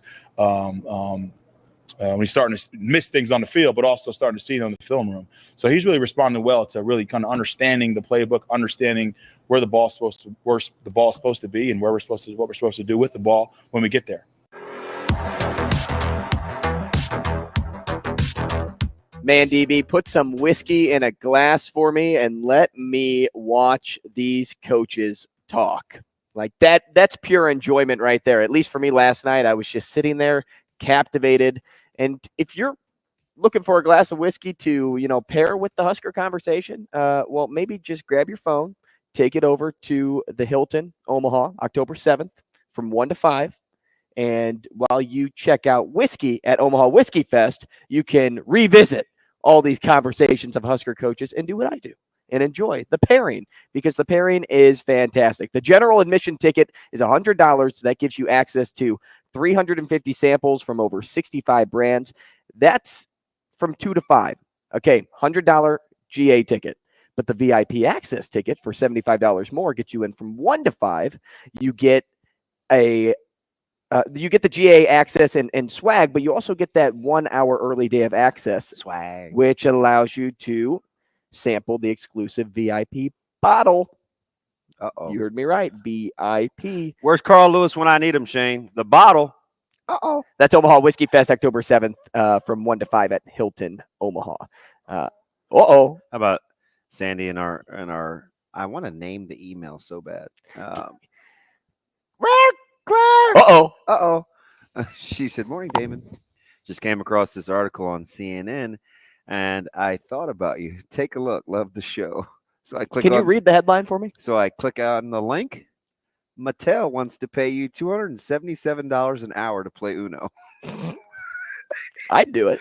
Oh, 100%. I'd do it. I'd be an Uno playing fool. I'd be like Gary. At what Uno point? King. At what point at $277 an hour would you start getting bored with the game? Because at $277 an hour, right? Yeah. Oh, it's going to be a while. Right. But how fast do you think you'll get bored of it? And then how much are you fighting that boredom, knowing that you're getting $277 an hour? Depends. Is it direct deposit? Let's just say every time the hour strikes, the 12 hits on the clock, you get $277 in cash in an envelope right next to you. I'm going to play for a long time. You ever seen Creepshow? I could hold my breath for a long time. Yeah, I'd be playing. I could play for weeks. Listen. And you're paired with one person. What if the person is someone you don't like? Again, it's the thing is the buzzer's going every hour for $277. Mm-hmm. Well, I figured it out. How many hours could you last? Because you remember we couldn't last more than a day in a dark room like Aaron Rodgers. I don't know. Tail end of my marriage, I can put up with a lot for a long time. Just say it. Whoopsie. What? I just like analogies. Whoa. Appreciate Gary. So Gary must have made a clean, just a straight shot over to the store. Yeah, my man dropped off 2 packages of Uno cards. How about the labels? Would you like to read those? Yes. The first one says for home. So this is when I'm at the house. Says vacation. Yeah, I don't take those. But if I did and I was sitting around in my hotel room. Well, you travel a lot for basketball. I know, but those aren't vacations. Those are like waste a lot of money. But see, if you're making $277 playing Uno, you're fine. He's probably thinking like if you have an RV, you'd leave him in the RV. So in about 18 years, because I finished late with Zoe, when I can leave the house, I'm going to buy something big that's maybe somebody will drive for me. Maybe I'll drive it myself. I'm going to get an RV. So somebody will have to drive if I'm going to be at the back table playing Uno. And which one does it have to be, Shane, if I can ride in the back and have it still be on the road? So if it's being pulled by a truck or whatever, you can't be in it. I can't be in it. Right. So just a regular RV. Because they have a name. I can't remember what they are. I'm sure in like 0.8 seconds somebody will tell me. But the ones that are it's not a 2-wheeler. I don't know what it is, but I want to be an Uno. I'm going to be an Uno playing dude. How about that? Know who I want to see is King Trash Talker, Caleb. Let's go one-on-one. Dude, I'm going to beat his butt. Can I record it? Can I be like the World Series of Poker announcers? You can come get some of this work too. No, I want to be on the outside looking in. Uno, baby. And then I'll come out of the curtain with like a robe on, smoke coming out, and I'll be the Uno King. So even though Gary's the Uno King, I'm telling you, you're like the Uno jester right now. You gotta all I did was tell us. Are you gonna get knighted to Uno Soldier? All I did was tell a simple, true, real life story, and apparently the free world thinks I'm an idiot. But that's fine. Like I'm gonna get better. People like you, man. That's what happens when people like you. And apparently, at 49 years of age, I should have figured out that Uno is one of the easiest games to play. And how could I not know any better? It is fairly simple. Dude, I read a DM. I should read you one of the DMs. I'd have to go back a little ways, but this dude was in utter disbelief. He said, how do you get a 20, whatever I said I got on the ACT? He's like, how do you get a 29 on the ACT and you can't figure out how to play Uno? I was like, in my head, all I was thinking was I didn't know what all the cards meant. So I was kind of getting worked, right? And I'm getting drubbed the first couple 2 or 3 games, and then we had to go do something else. You had to do a Family Feud break. So I took some L's, and I was kind of frustrated that people thought that I should know what I was doing, and I hadn't played the game, and easily drew down 37 years. 37 years. Joey chimes in. I've never heard of someone getting humbled more by Uno than DB. Is that of you, Joey? Hey, Joey Lee. Oh, yeah. I'm so glad he's with us. Campers are pulled. RVs drive themselves. Thank you, Ken. Oh, good. That's Kenny, isn't it? He knows everything. Ken and TK. But they should sit down and just talk to one another. They should have their own show. Just play random Jeopardy. And then we'll chime in onto their YouTube stream. Schaefer asked if he missed something at the tail end of the interview. So I don't know if he didn't hear me. I said, I wonder if Schaefer knows how funny he is. I think he probably does. It's just part of who he is, so he doesn't, or maybe he does. I don't think he does. Like, people may say it, and he's probably like, I'm not that funny. So like, I'm just me. So full disclosure, Shane, he started with us, right? Like Schaef's an OG. Yeah, he's an OG. Schaef, Sautter. Is BC an OG? BC's an OG. Mm-hmm. Okay, so there's only a Vogel. Yep, OG. Sam. Sipple was. Did we say Sam Nope. yet? Was Sam? Nope. Because Sam had to go away for a while because the Weird Herald got selfish.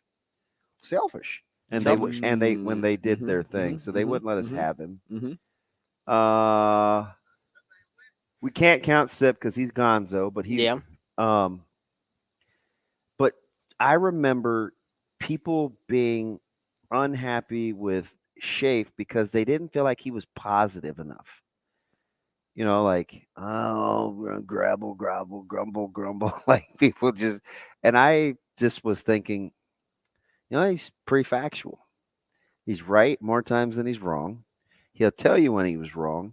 What's the big deal? And he's got opinions. That's what he's supposed to do. That's his business, right? Like, recruiting is hard. But Schaefer is hilarious. And I'm kind of, I don't know if he knows or not. Bruns knows he's funny.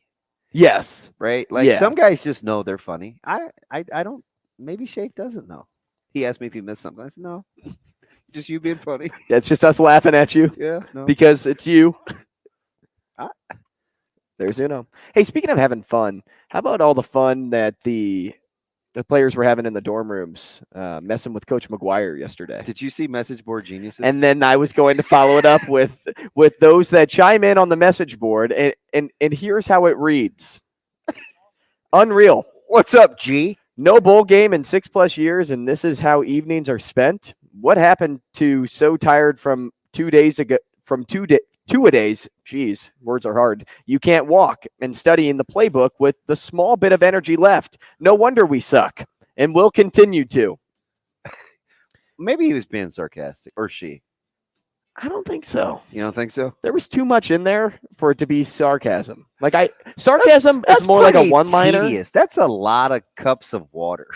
It's funny, too. It's like forking somebody's yard. Like with plastic forks, you have to pull them out individually or rubber bands. Bro, I think I'd rather play for $277 an hour. Play Uno? Yeah. Yep. How about Coach McGuire? You guys are idiots. We'll take a quick break. Oh, poop. Rogers and Benning will be back in 4 minutes.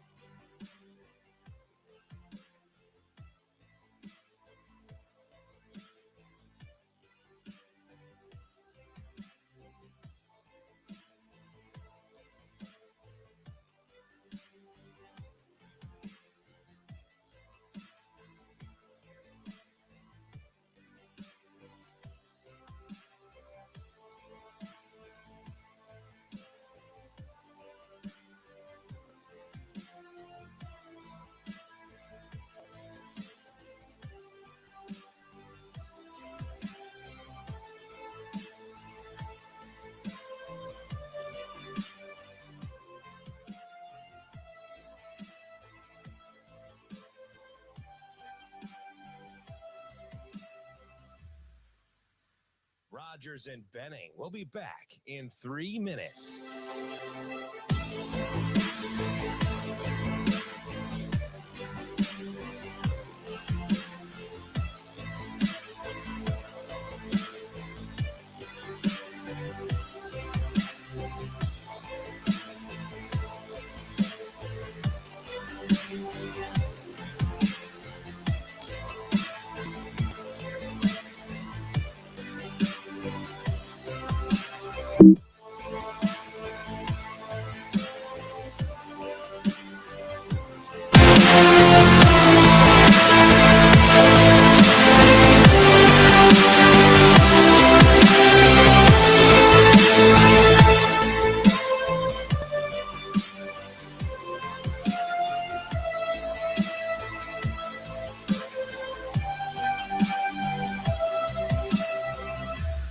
Rogers and Benning will be back in 2 minutes.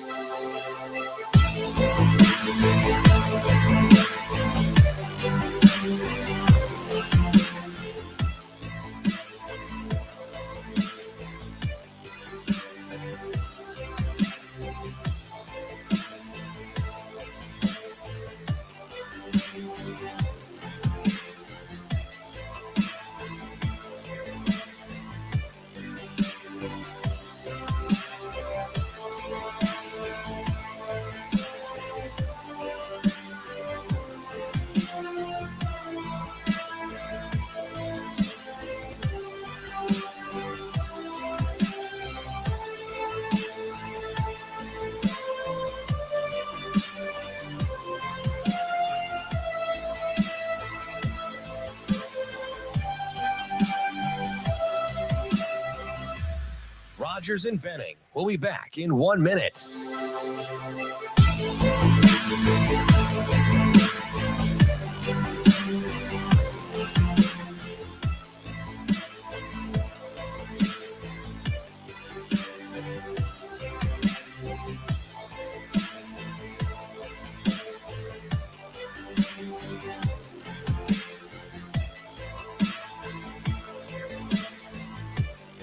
Rogers and Benning will be back in 30 seconds.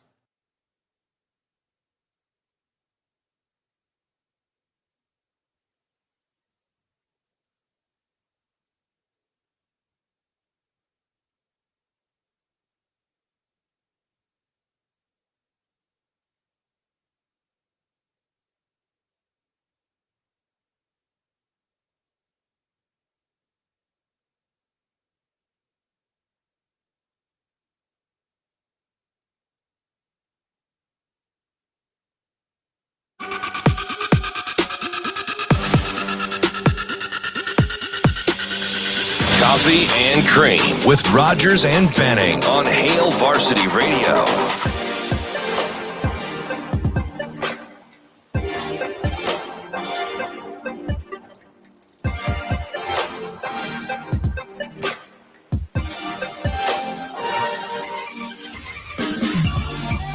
Welcome back, Coffee and Cream on 590 ESPN Radio, live on Twitter, live on YouTube. We are happy to have you a part of the show. Appreciate all of you chiming in on YouTube. Sometimes. No, we're always happy. 888-638-4876 is the phone. You don't have to play nice. You're such a gump. No, we're always happy. Sometimes I'm happy. Sometimes I'm not. Okay? Hey, I'm always happy. Shane, did you feel we're about positivity? Shane, did you feel it necessary to post Joey's comments, like pull them up on our streaming page? You like when people make fun of me, don't you? I'm just reviewing. I'm just reviewing. As Bellevue Joey makes, he was affectionately dubbed Bellevue West Joey because almost everything he used to talk to me about was Bellevue West related. But he cool, like super dude though. So we just call him Bellevue Joey.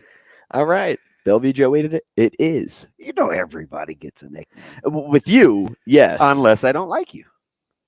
Oh, that's a good point. Yeah. Can you imagine, like, say, Matt Vrzal? Yeah. And he doesn't get a ton of nicknames except for Matty and Verz. Right. Now, if I said Matt, ugh, right? Like, It doesn't sound right. Although Matt was just brought up on the stream thanks to Shane. What timing that was. What? A guy named Matt. Hey, Shane, is Jerome in studio or is he talking to us from the home of the Titans? Because I think he's at Papiola Vista. Okay. Well, we'll figure it out. I'll get in. He said, okay, I'm not sure. Thanks. Well, check on Jerome for me. And while you're doing that, hey, make sure you guys tune in August 13th. It is in the Deed to Glory Memorial Stadium. It's kind of the story behind the evolution and the significance of what has affectionately become synonymous with Nebraska. That is Memorial Stadium. It's the newest local sports documentary. It's going to feature Coach Osborne, Eric Crouch, my main man, Trev Alberts, the soothing, calm voice of Mike Babcock. You want to fact find? Check out the documentary. It honors the 100-year anniversary of the stadium that was built to honor men and women who served in World War I. Like, a lot of people don't realize, like, that's kind of the catalyst, but it was. So make sure you tune in. It's Sunday, August 13th. Like I said, my birthday. Take a trip back in history. 7 p.m. on Nebraska Public Media. You can watch it on Facebook Live. Hey, is this thing on? We live? Shane, are you producing? Are we live? I don't even like this dude. Why not? Oh my goodness! You like this dude? You do like this dude. Well, I mean, this is the second. This is a Friday treat. Let's go. Wait, is this the same guy that we had the fish bet with? Yeah. Is he back from his fishing trip yet? No, he moved. He's there. Okay. So he fishes in his new location. So what was the bet again? Oh, it was about win. Oh, it was the point total in the Colorado game. Yep. Kool-Aid Steve joining us now. What's up, man? Well, good morning, gentlemen. How we doing? Good. How are you? Good to hear from you. Pretty good. You guys dried out. I've been seeing that you've been getting Yeah, we were so far behind those, Steve. I don't know, like, if it's have we reached the point of satiation? I'm not sure. The only bad thing from all the rain, Steve, is like crabgrass. Like it has changed the lawn. It's gone from brown to like these funny strands of grass growing in your yard. Oh, yeah, trust me. Up here where I'm at, I got about 6 acres, and I've got, I don't even know what some of the things are. I had to call the agronomist to figure out what it was, and it was yellow sweet clover. So I actually let it grow up for birds and the bees, and to actually use as a windbreak and snow fence this winter in my yard. It's that high? Oh yeah, it gets about 3 foot high. Now next spring I'll have to pay one of my farmers to come in and cut it and bale it. And it's truly not, cattle can't eat it or anything once it matures. So she said, well, the best thing to do is burn it off. And I'm like, well, we are in an extreme drought, so I'm not going to do that. As it trickles this down to Nebraska, and we have like climate issues. Oh, come on. Let's not even start with global. I'm not. I'm going to try to try to stick to sports. No climate issues. I'm not a scientist. Pivot. I don't believe in hairspray and all that other stuff. I would love for it to go down this way. No, let's not get Steve started. Okay, so I watched Matt Rule's press conference when he was first hired. Uh-huh. And this is where me and my wife want to be, and the Lord said it, and blah, blah, blah. Well, if that's the case, why did he have to renegotiate and get, is it 8 for 9 or 9 for 8? I don't parse through the details, but I think it was to get to 8. Okay. Well, truly, if a man told you this is where you needed to be, you didn't need that extra $5 million a year, but whatever. But I listened to the Big Ten press conference, and I was impressed that he's really talking about making responsible individuals for the future, not just about football players. Right. And I think he has a broad view. I was much more impressed listening to him at that press conference than I was when he originally got hired. So that truly makes me feel a little bit better. Steve, when was I know. Seriously here, when's the last time like you rallied behind or believed in a Nebraska coach? Who was it? Oh, it was Frost. He was my guy. Yeah, that's true. I would that at the very beginning. Yeah, you're right. I forgot. Oh my! They hired Riley. You remember? I used to call in and I railed it's never going to work. Oh yeah. What's that? I predicted that 3 years before it happened, and most of the guys over there made fun of me. And I said, "Mark my word, it has to be an ex-player that understands Nebraska tradition, physicality, what Nebraska football means to the fan base." Mm-hmm. And I whoa. I wish, but I still don't understand it, kind of like I can't understand how our president is still allowed. Steve, I know nobody can do that. Steve, you were doing very well. You're doing very well. I kind of want to hear what about this next thing. No, you don't. Steve, he has no idea where you're capable of going and how quick you could go. Don't we have sister stations for that? So many officers and judges tell me you go from 0 to 100. But and I said, I know. That's why I take my medication. I have a service.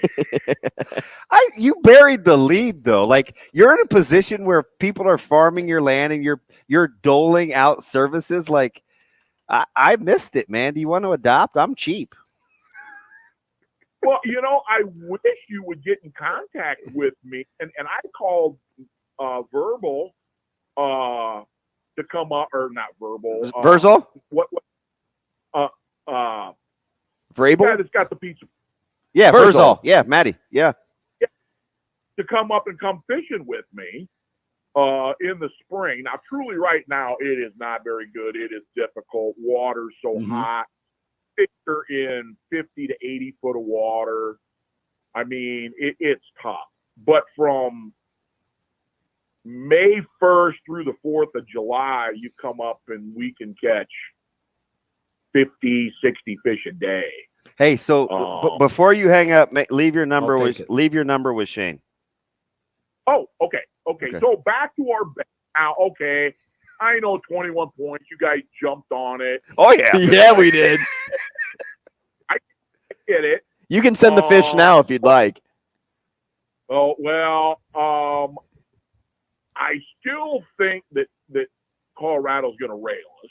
It may not be 21 points. But so who's our quarterback? That would be Jeff Sims. Okay. Is he pretty well locked in? Yeah, he's going to be the starter. He's the guy. He's the guy. Okay, who was the guy in the spring that did pretty good? That was a new guy. Harburg? I don't even remember. I only saw part of the game. Oh, Steve, that's not like you. Who am I missing? missing? I know.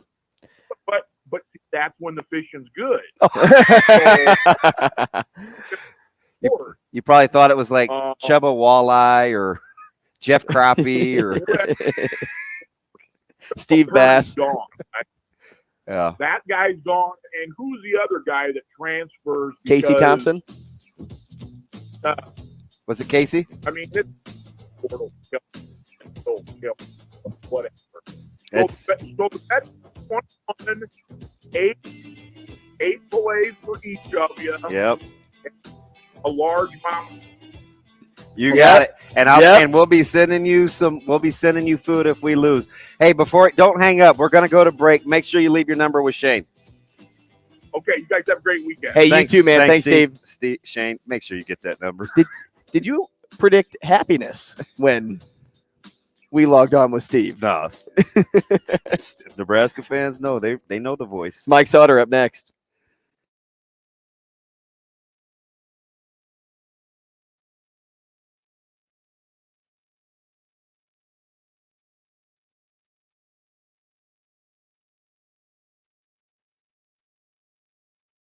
Rogers and Benning will be back in 4 minutes.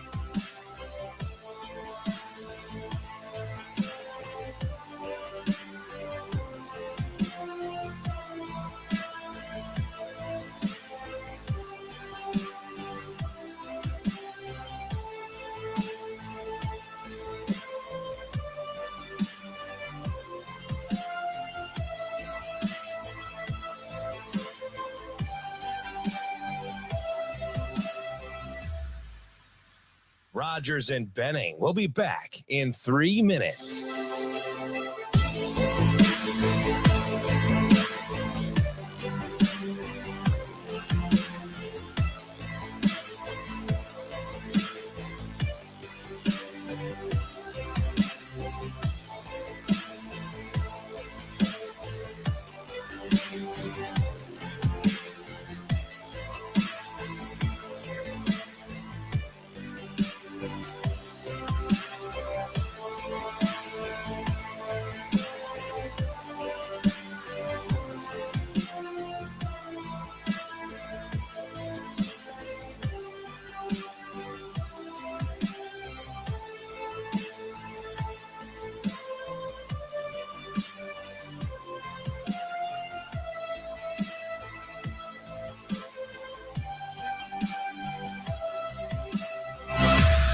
Rogers and Benning will be back in 2 minutes.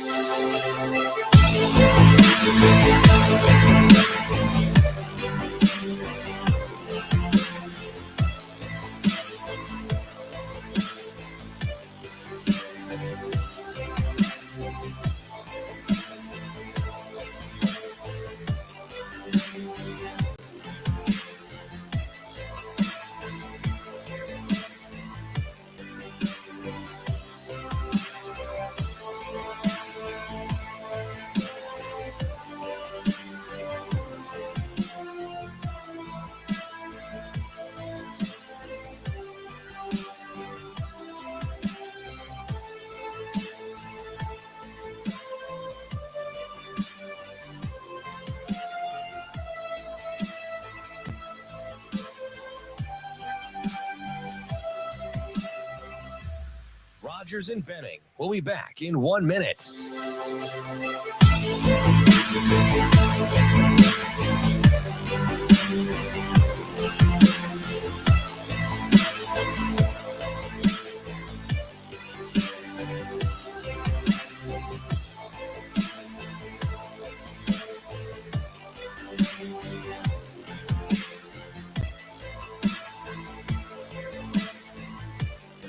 Rogers and Benning will be back in 30 seconds.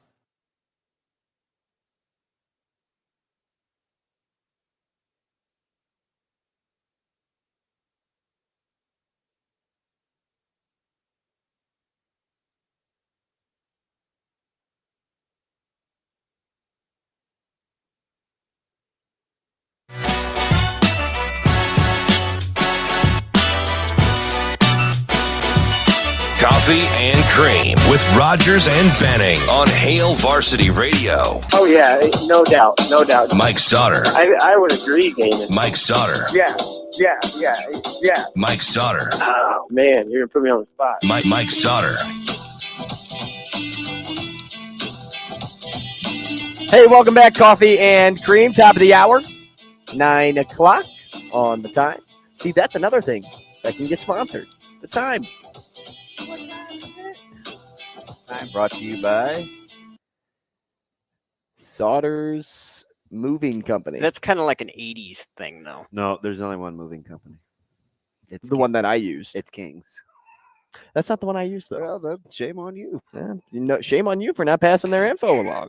Oh, I should listen. I'm telling you, Jason's a stud. Welcome back, 590 ESPN Radio. We're live on Twitter, live on YouTube. Sauter's with us now over the phone today because he's out in Papillion at practice. Sautter, good morning.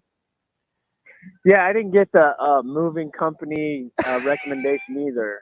So I'm sorry. I got the one I used broke a 65-inch TV and I'm just some other stuff. I'm just telling you, man. Jace, Kings wouldn't have done that to you, buddy. I'm telling you. And if they did, they'd make it right. Yeah, well, thanks. Sorry, sure man. I was moving. Hey, and that was like you caught me at the end of that like 2.5, 3 month stint where I wasn't being very social. So I'm sorry about that. Well, when are you? That's a good point too.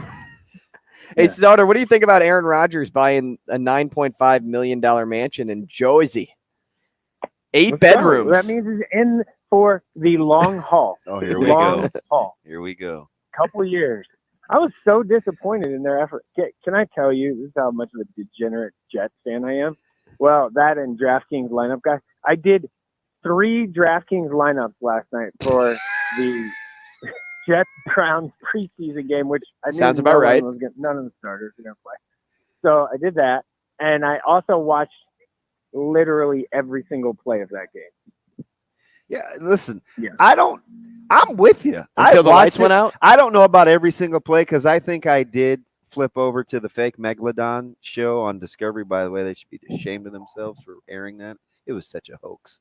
But anyway, like the only time I really flipped away from that game was when for the 10 minutes where the lights went out. I watched it too. I didn't have any rooting in. I didn't have any of that going, but I just like watching football. Like when did it become cool to not watch preseason football? Like are we all just that cool? I think just more people like that don't have that interest of the college players or that's those fine. But I mean, or don't whatever. make fun of the people that do. No, maybe for sure. Maybe they have real lives. But that is there's a very small group of people that watch full-length preseason football.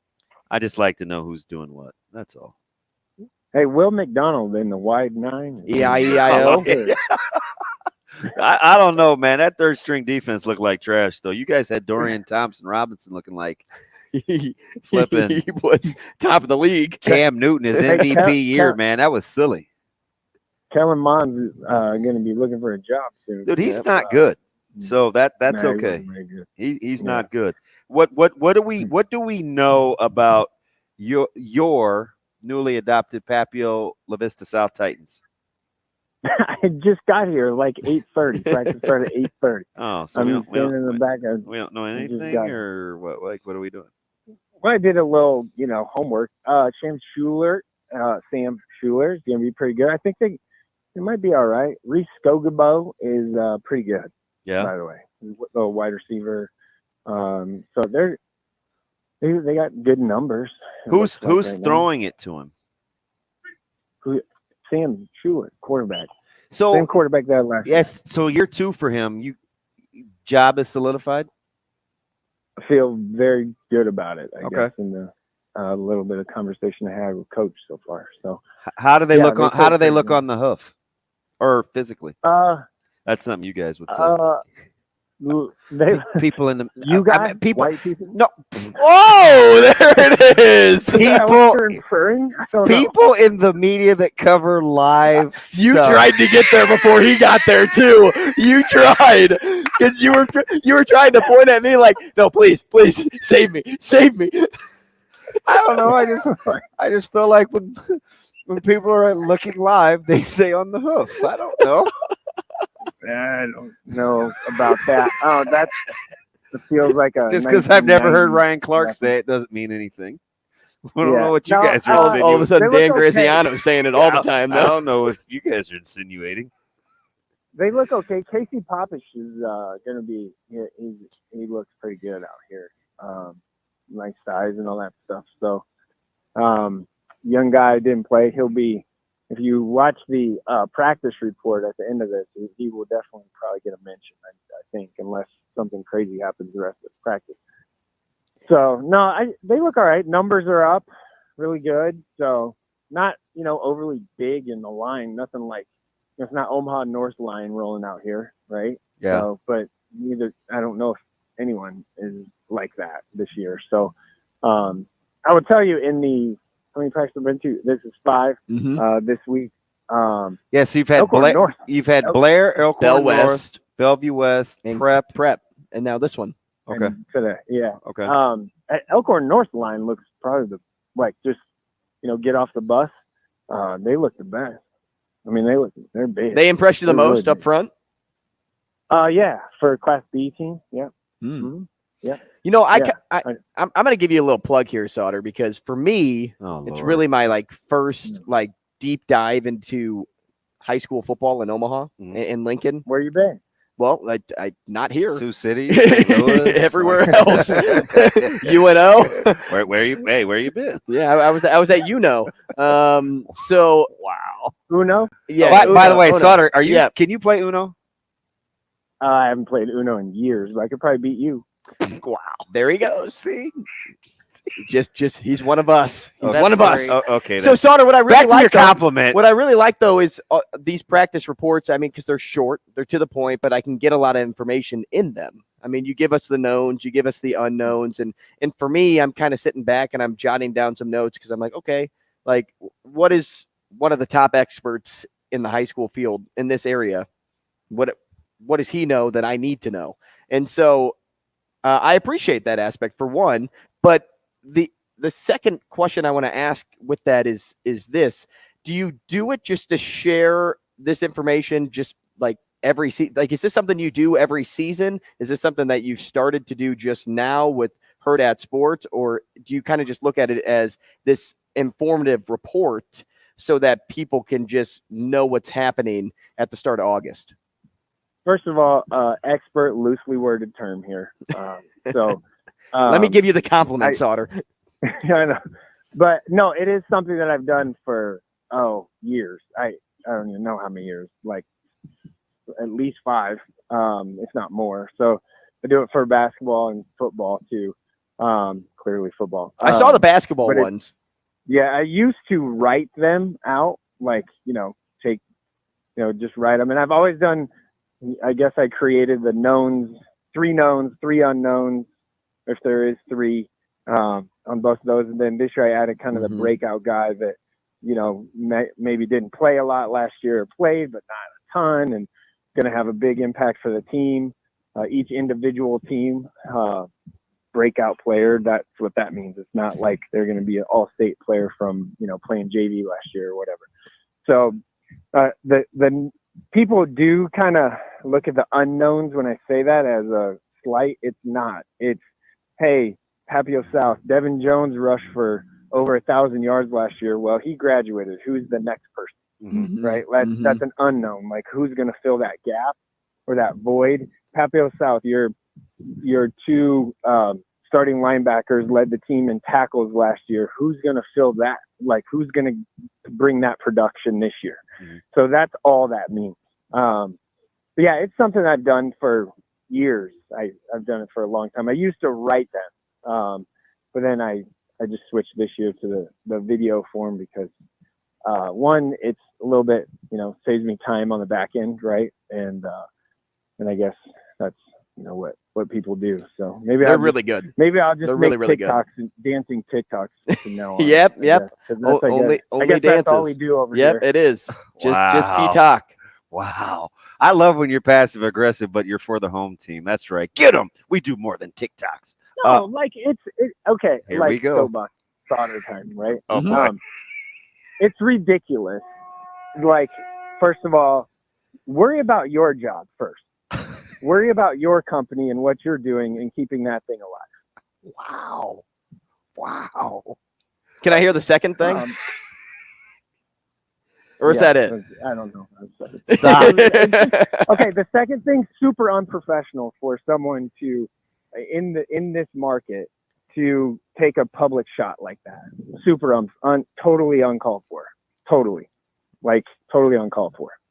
We should all be getting along. We should all work together. Listen, if Mike Schaefer calls me or texts me, or Brunts or anybody calls me, Sam McEwen calls and texts, whatever, asks for kid or coach's phone number or whatever, I give it to him easily. No questions asked.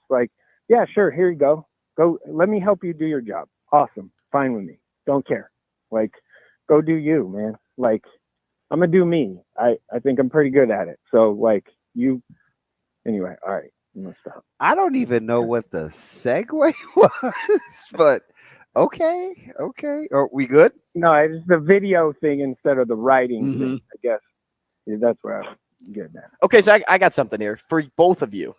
Okay. Because it's his interview. I sit next to you. Yeah, but this is great because Sautter's like whenever he comes onto the show, he's just one of us, right? Like it's not an interview. Hashtag Jerome. Okay, so the season begins in roughly over less than a month. Oh, right? 2 weeks for these guys. So like let's do this because Sautter, you're putting out all these previews and you guys kind of know who's coming back. Let's stick in Class A. Give me your top 3 QBs. Your top 3 running backs, your top 3 pass catchers, and your top 3 defensive teams. Oh, running backs really tough. You know what? I'm in 100% agreement with you. It is very, very tough. Right. I mean, I just don't know. There's so much was lost from last year, and there just isn't a. I don't know. Like there isn't a guy. I mean, Jamez Ross and CJ Goff are the 2 that come to mind, right? Like from West Side and then Bellevue West. And Mez is back down around 187. He's sophomore Jamez Ross, not junior Jamez. So he's not James Robinson anymore. Dude, he's something else. He ran like James Robinson. That's why I like that comp. I will tell you a guy, Cash Boombach from Lincoln Southeast is going to have a big year. Really big year. And Dash Bauman from Lincoln East is another one too in that running back thing. Okay. Quarterback. You got Booth. You got Gavin out at He said Class A. Oh, okay. Yeah, Class A. I'm sorry. Yeah, I'm sorry. But good. Good on you for adding more. I mean, quarterback. I think it's pretty clear. It's K-Line, Rezak, Ronner, Circo's in that conversation probably too. So those guys, those are the. Hey, how about defense? What about get to defense in a second. But how far if we go Class B? How about Suckup and McGill? How close?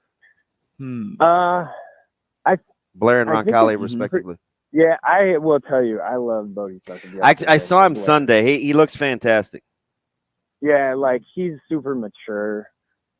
Dude, that's totally his parents. Where's he going? Is he going D2? That is totally his parents. They are cool as the other side. To be determined, Andrew. To be determined.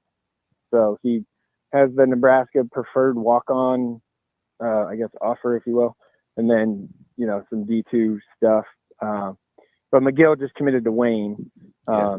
So that's a great get for them. Nice fit. Yeah, it's a good get for him. He throws a really good ball. So obviously athletic and all that. I don't know. Suckup's pretty good. I would really like him. Me too. I do too. Hey, well, if you want to break defense down into levels, right, instead of just overall defenses, you can take a D line, a secondary, a linebacking core if you want to, whatever. Because I know it's hard this early, but you could take a stab at it. Yeah, just from D line, I just want to see more teams. I guess I think Gretna is actually probably going to be pretty good up front. I feel like.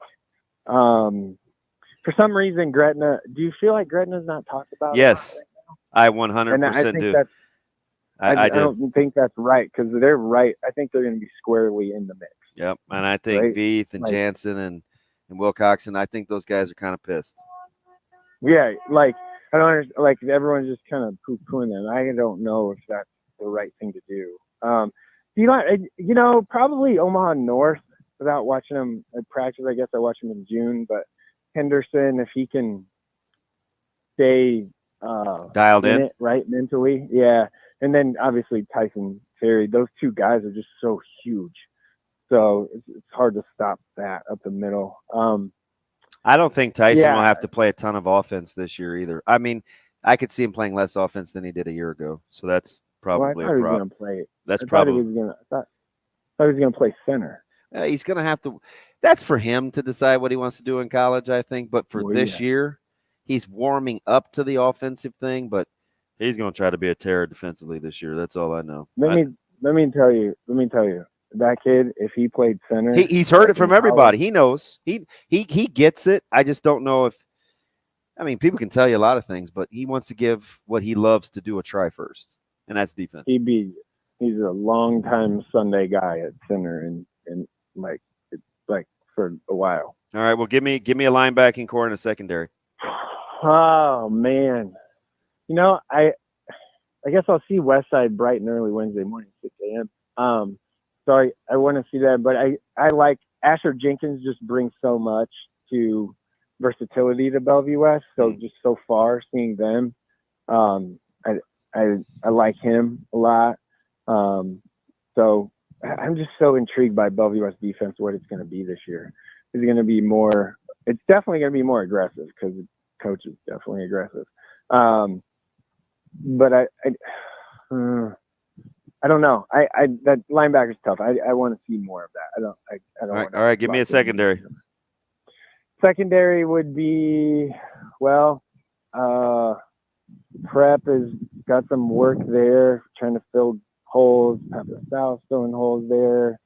You probably got to go west side because you can roll Rizak back out, in and out of wherever, linebacker, safety if you need him. Mm-hmm. Caleb's obviously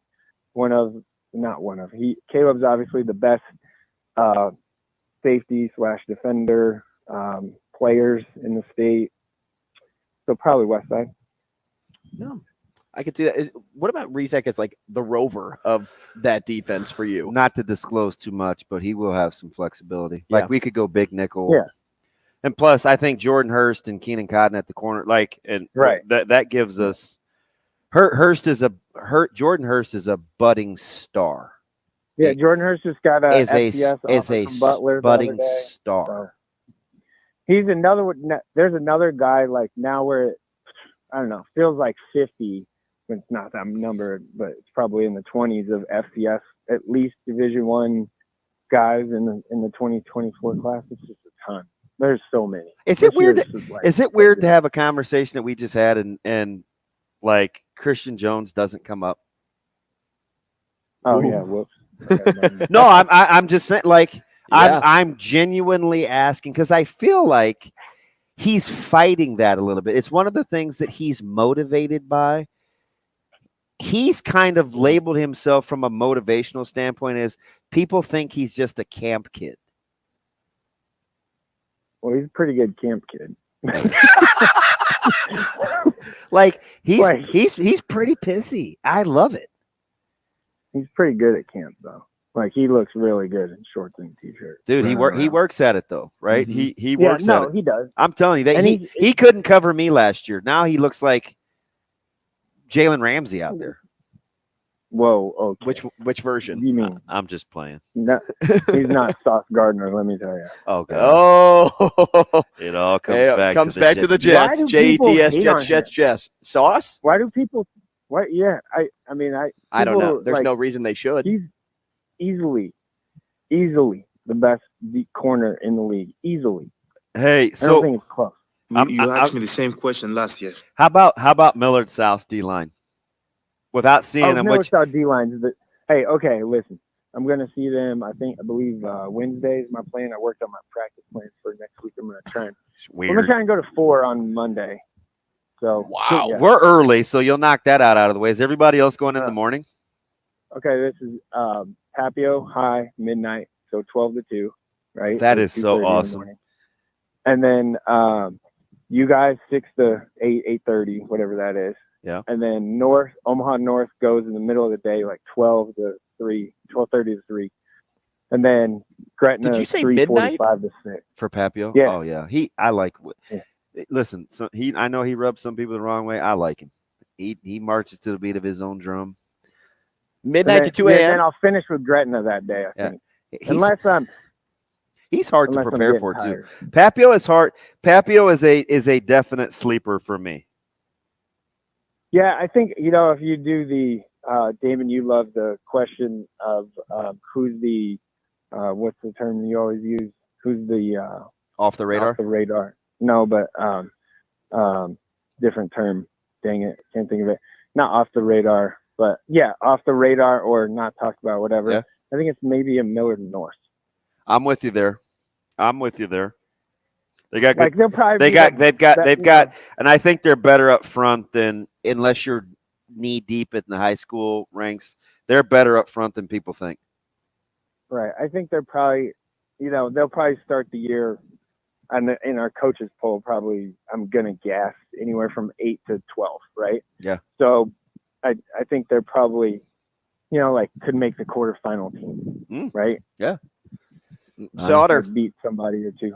Sautter, we appreciate it, man. Thanks so much. Enjoy practice, and, just keep killing it out there. Hey, I'll be at next week. You guys are at Pinnacle Bank, right? Yep. All week. Yeah, all right. So I will meet you. If I can be live in person, I'll be there. Sweet. I'll go to Bennington's practice 6 to 8 that morning. So Excellent. Over there. Excellent. All right, man. We'll see you later. Bye-bye. Thanks, buddy. Shane, let's go over to line 2 real fast. Let's get to Severe.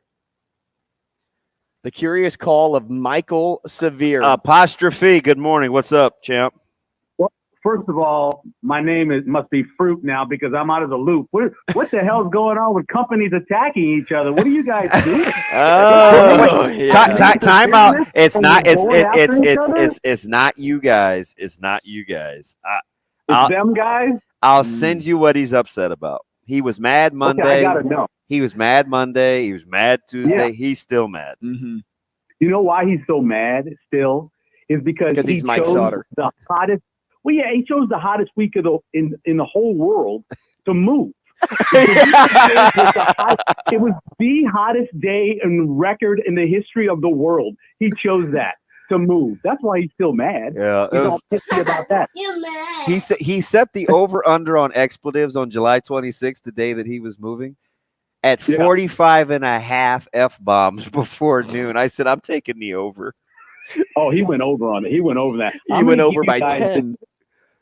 I'm going to give you the definition of being the degenerate. I mean, obviously, taking the plus 1.5 with Cleveland last night is part of it. But this is the definition of being a degenerate, all right?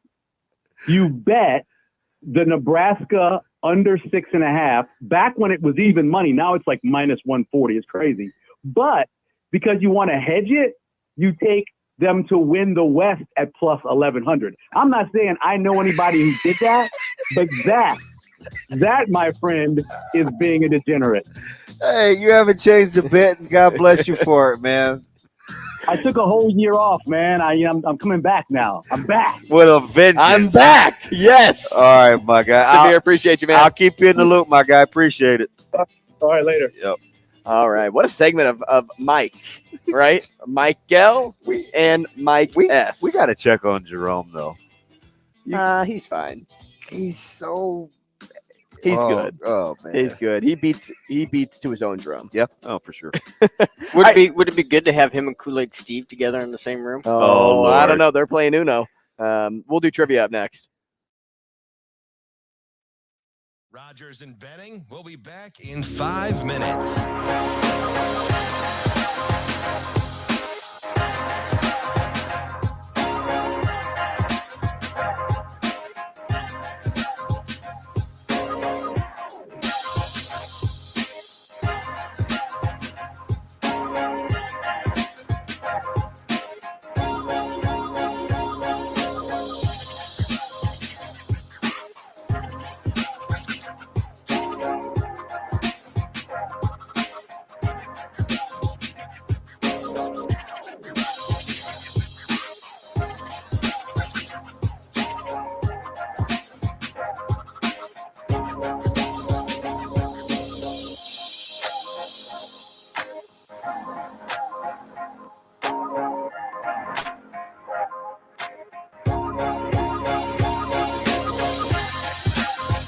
Rogers and Benning will be back in 4 minutes.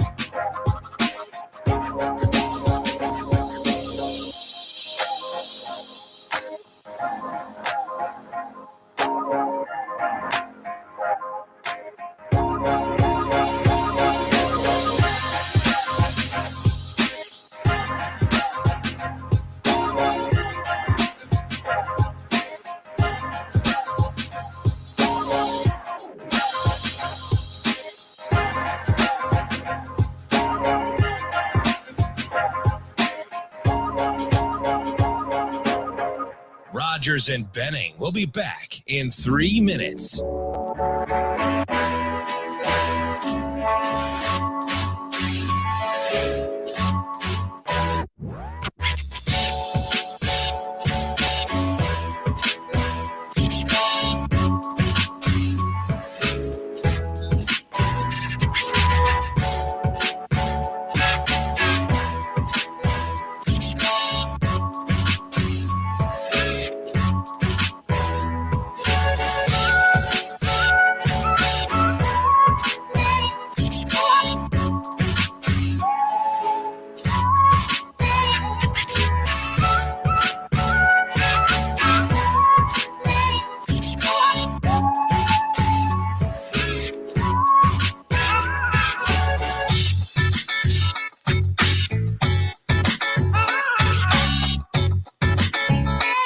Rogers and Benning will be back in 2 minutes.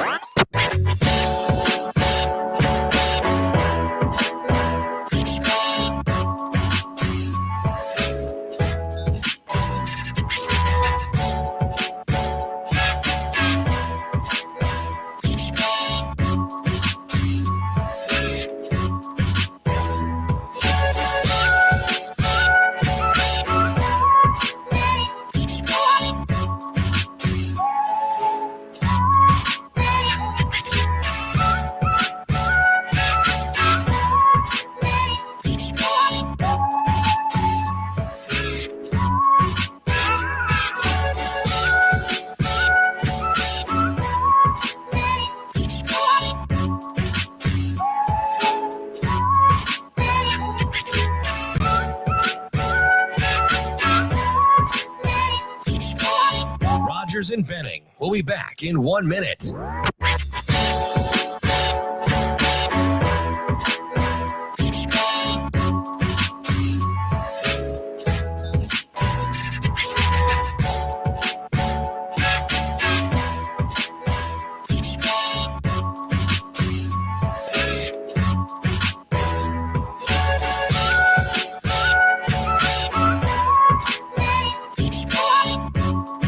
Rogers and Benning will be back in 30 seconds.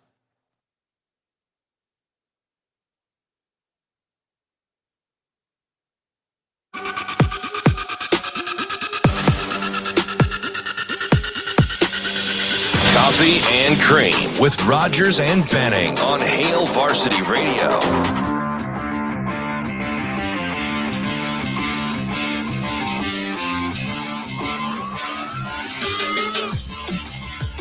All right, welcome back, Coffee and Cream. It's trivia time, which means, Stevie, actually, you can just take off that headset and walk outside. I was grasping at straws, trying to talking to Severe over the phone and trying to find, is there a theme? But fine. Think about it. You have some time to think about it out there. Maybe play a game of Uno. I'm going to practice Uno. I just want to read the cards. You're going to come back with the cards in your hand. Andrew, what does this card mean? Andrew, what's a wild? Does that mean I can change the color? Or does that mean, like, everybody has to stand up and go wild? All right, DB is out of the chair. Let's welcome in Ray Shaner. Ray, good morning. Good morning. I feel like you're the every week trivia guy, trivia player. Like, nobody else wants to play but you. You're the one that loves to come to Hail Varsity Club and eat for free. I love it. I keep racking up the gift card. Well, like we told you before, once a week, and we're willing to give it up. So for anybody else out there, 888-638-4876 for the future to play against DB. It's not overly difficult, right, Ray? I think you've had some practice now. Yeah, I think DB's beat me 2-3, but I think I got a win against someone else 2 weeks ago. So I'm going to count 3. You did get a win against Ravi, so we'll say you have 2.5. So you need another half win to tie DB. Shane, you want to get to the music here? And I'd be like, this is the dumbest thing in the world. That is Ravi. All right. Anytime I can play Ravi, that's a good thing. Pod me up with some tunes here so that we can get through this trivia game. Ray, you know how to play. You ready to go? I am. All right, question number 1. Who was the first player in NFL history to throw for 4,000 yards in one season? Was it Joe Namath, Phil Simms, or Joe Montana? Joe Namath. Question number 2. This week, Ronald Acuna Jr. became the first since 2007 to have 25 home runs and 50 stolen bases in a season. Who last did it?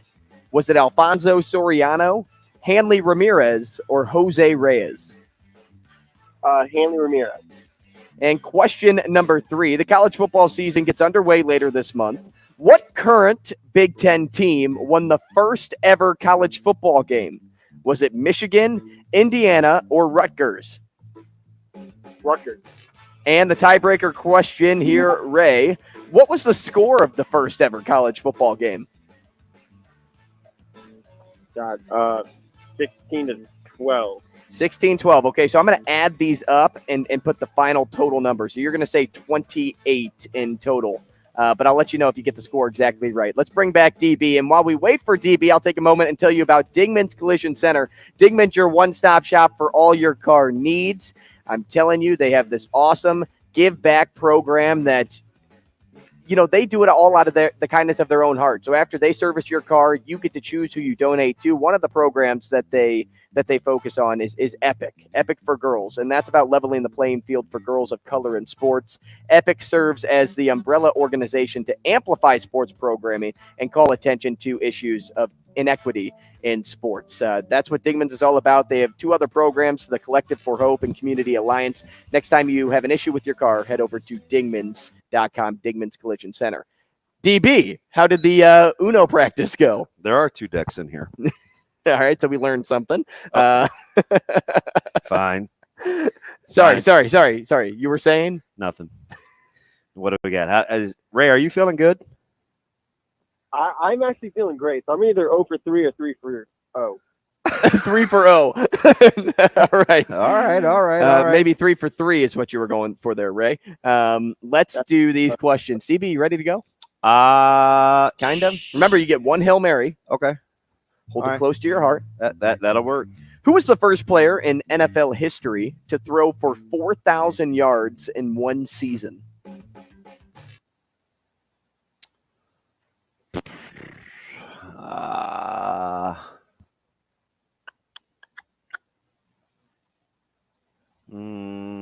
I know the awkward silence is tough. No, you're good. Did the music fade out here, Shane? Let's go with Dan Fouts. Question number 2. This week, Ronald Acuna Jr. became the first since 2007 to have 25 home runs and 50 stolen bases in a season. Who last did that?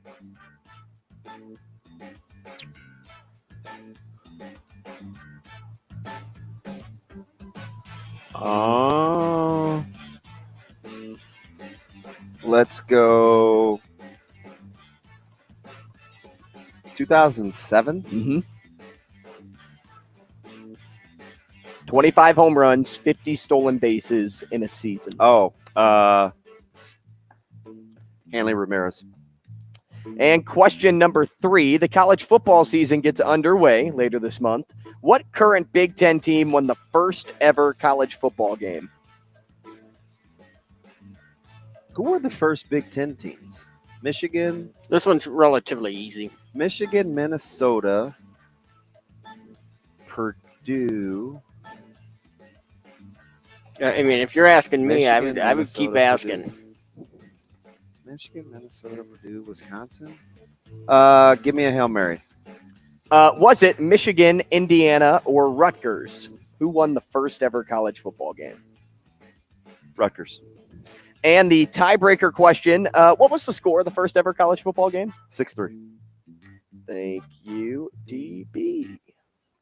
All right, so I'm going to total up and say 9. Okay, that's what I did for Rays, too. He gave me a score, but I just totaled it up as well. Okay. Okay, let's go through these answers. How you feeling, DB? Good, bad, the ugly? I know for sure I got 2.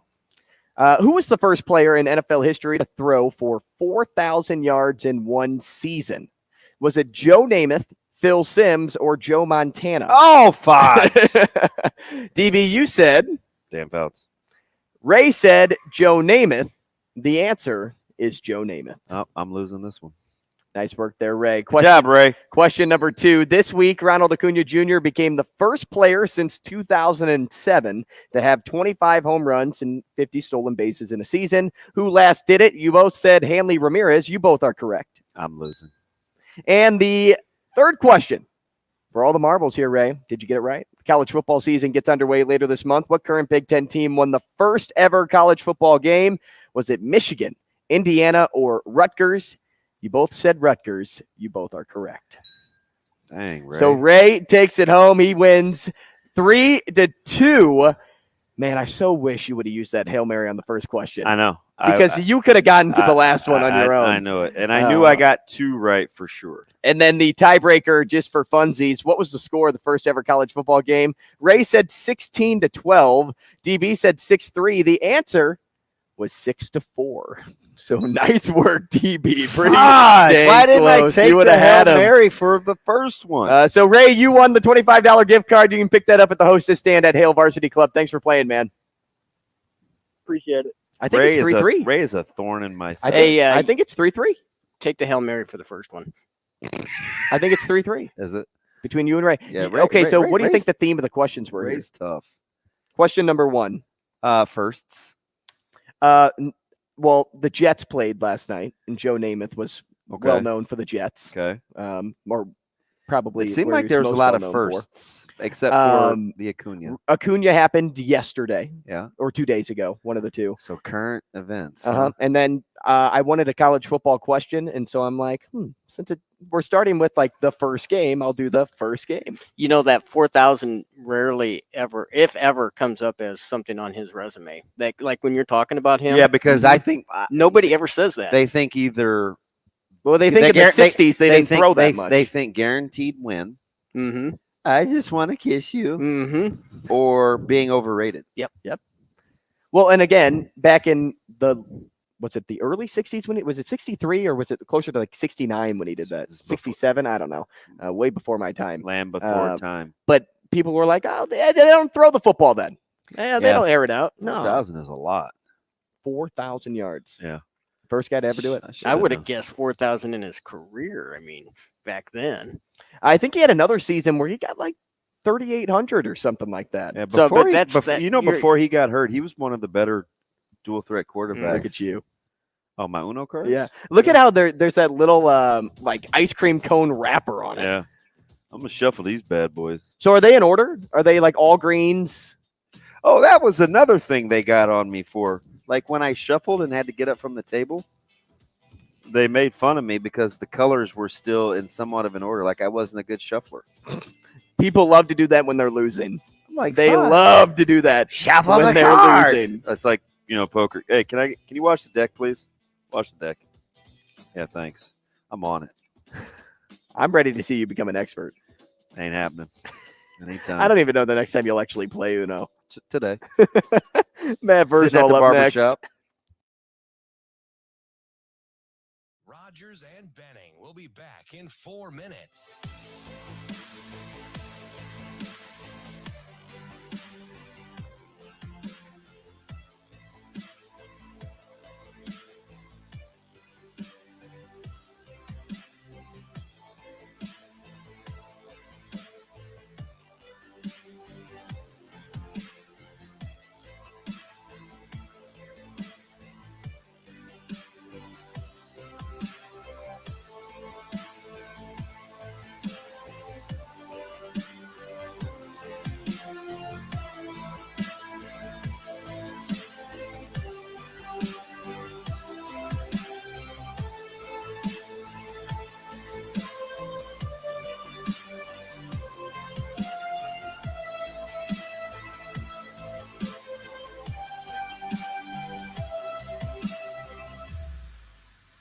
Rogers and Benning will be back in 3 minutes.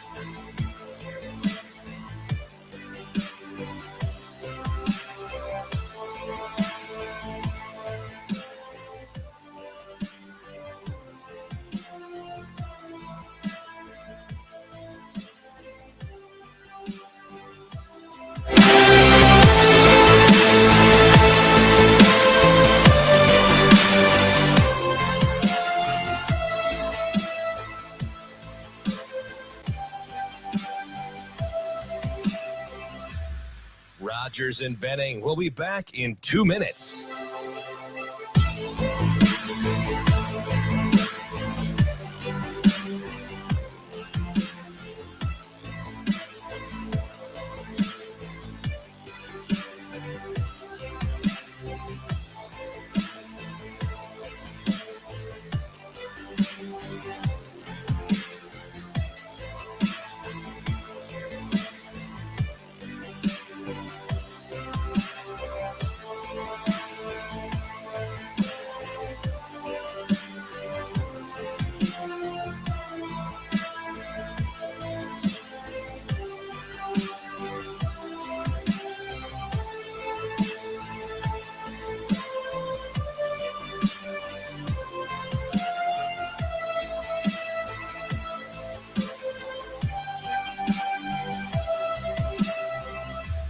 Rogers and Benning will be back in 1 minute.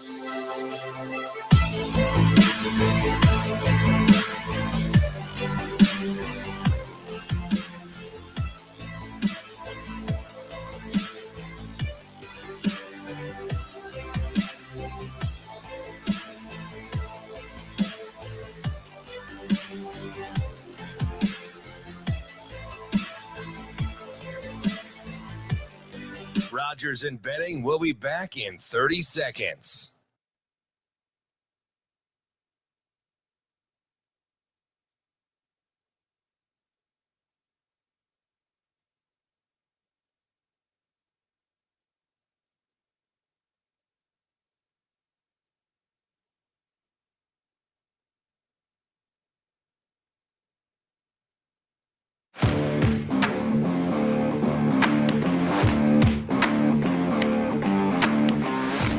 Coffee and Cream on Hail Varsity Radio with Andrew Rogers and Damon Benning.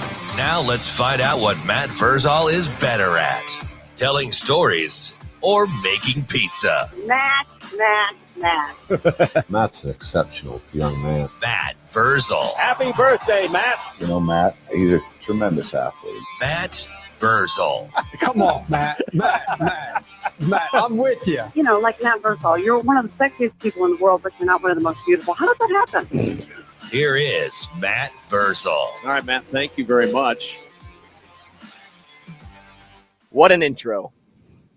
What a guest. Matt Vrzal on with us now. Former Husker and Pison's Pizzeria owner at Verz51 on Twitter. We appreciate his time every Friday. Matt, good morning. Morning, boys. How we doing? Matty, how are we?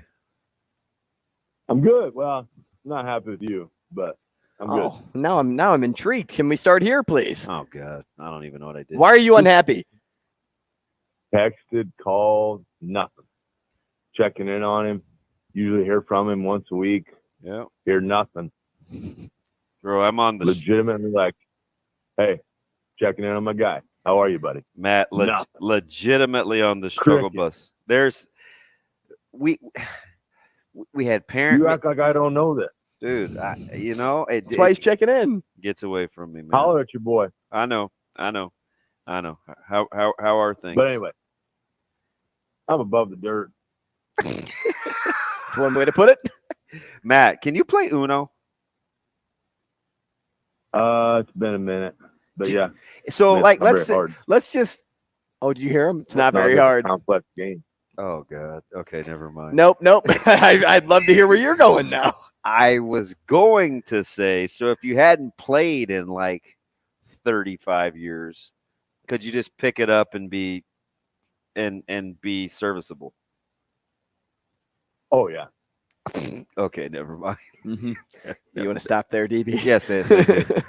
Hey, we were talking. What did you struggle playing Uno or something? Yes. Not just struggle in his own household under his own roof with a small group of people. He struggled in a large setting on his old stomping grounds around people that think he's really good at everything and then turned out not to be very good at UNO. Yeah, Sunday down in Lincoln, we were like playing games and stuff just as an icebreaker, and I was not very good at Uno. I learned, but I didn't know a lot of the rules, so we can skip past that. Is that okay?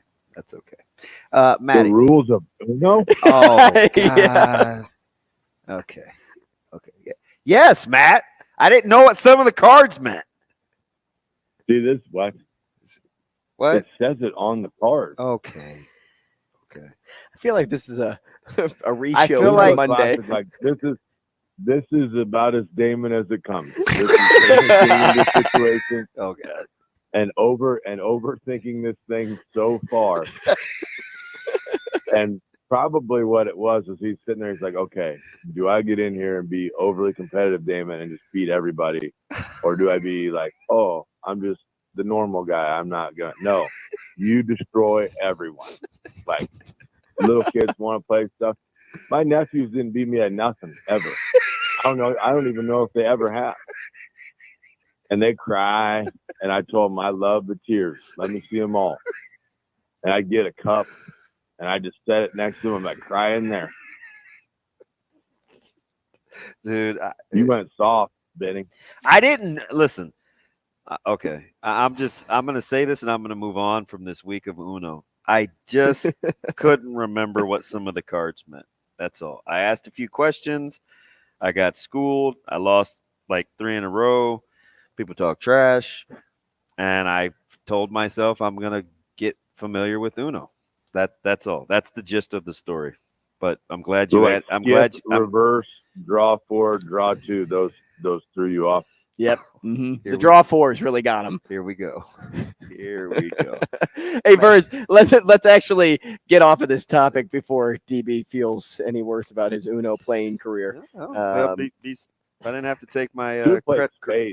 Why didn't you play spades? Oh, we were talking about I spades. haven't played spades in a while either. I'd probably be getting set left and right. Verz, I missed that. I know, right? I missed that more than anything. Did you get into Tonk? Oh, yeah. You know what would be fun? I think they should have an alumni day where they just put us in that fancy lounge them kids are in and just let us go down and play spades all day. The fancy lounge them kids Just are be in. like- You sound like such just an be like, old "Hey, man. They're like, what are all them olds doing in our room? Like, they're just playing spades. How great would that be? It would be competitive. No talking over the table. Coach Rule, there's a bunch of olds in our room, in our locker, in our some weird hangout guys room. playing Yeah, cards. why are they all fighting in there? I don't know. Started over a card game. The olds are down there, Coach. We need to get them out of here. Coach, it's weird. They're talking without using their phones. Coach, I think a couple of these guys are going to fight. Yeah, that'd be true. Let me ask you something, Matty. Who do you, like of the tough guys that you've been around at Scott?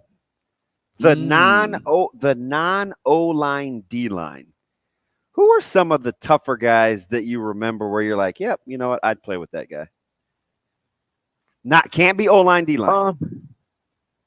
Yeah, we've had these two. I'll get these two stirred up. The two that think they are the toughest of any are DJ McGargle and Kyle O'Neal. They were McGargle was tough though. They were on O'Neal wasn't far behind. They were on the 13-14 team. So they feel they are the two toughest ever to cross the doorways of Scott. Okay. And this is just during my tenure. You know, our outside linebackers, when Johnny Dooley was our coach, Lamontia kid, White's kid, Max Brinker, of course. Max a battering ram. We've had a lot of, that's the probably piece that people don't maybe give credit for is when we're tight and right. We have a physical set of kids. There's always been physical kids at Scott, but where you're headed, the one you want to talk about is he's about that life. Like Barrett is he's about the hitting, and I'm running my mouth writing a big check for him, and I feel very calm writing the check. I don't fret at all. But yeah, he's probably top 2, top 3 toughest that I've seen over there. Isn't it so? He trucked a guy on accident the other day in no pads. And are you surprised that he didn't say a word, bat an eye, just handed the ball back to the coach in the drill and got back in line? Surprised? Was the other player and also a former alumni via transfer of Scott? No. No, but Okay. he was a Then, no. but he was a transfer. Yeah, not well. I'm not surprised by it. No, Evans. I mean, he probably would help him up, but no, that's just. Did he help him up, DB? No. He's just a physical kid. The two defensive players helped the defensive player up. Well, they needed two. One each hand. He is what the result of good coaching at the youth level becomes. Okay. I will say this again. When Lance Brown ran, that had no affiliation with Scott, but when he ran the junior Skyhawk program, if that could have been maintained and then expanded, that's some of the best youth coaching that's been accomplished. And now you're seeing the results of a lot of the kids that have played through it. The dads didn't, or the coaches / dads weren't there about the winning. They're about technique. They're about concept. They're about scheme. And I will say this till I die, which will probably be in the next 6 months, but I will say this because that's what youth sports is about. It isn't there for 57 games and be 56-1. It's to teach the kid the technique, the schemes, and to love the game. If you accomplish those things, now you send them on to have success down the road, because you're starting to see that with kids that are trickling out of there that have done that. So that's a kudos to you guys in that organization that did that, because there are a lot of kids in there that have a high level knowledge of football.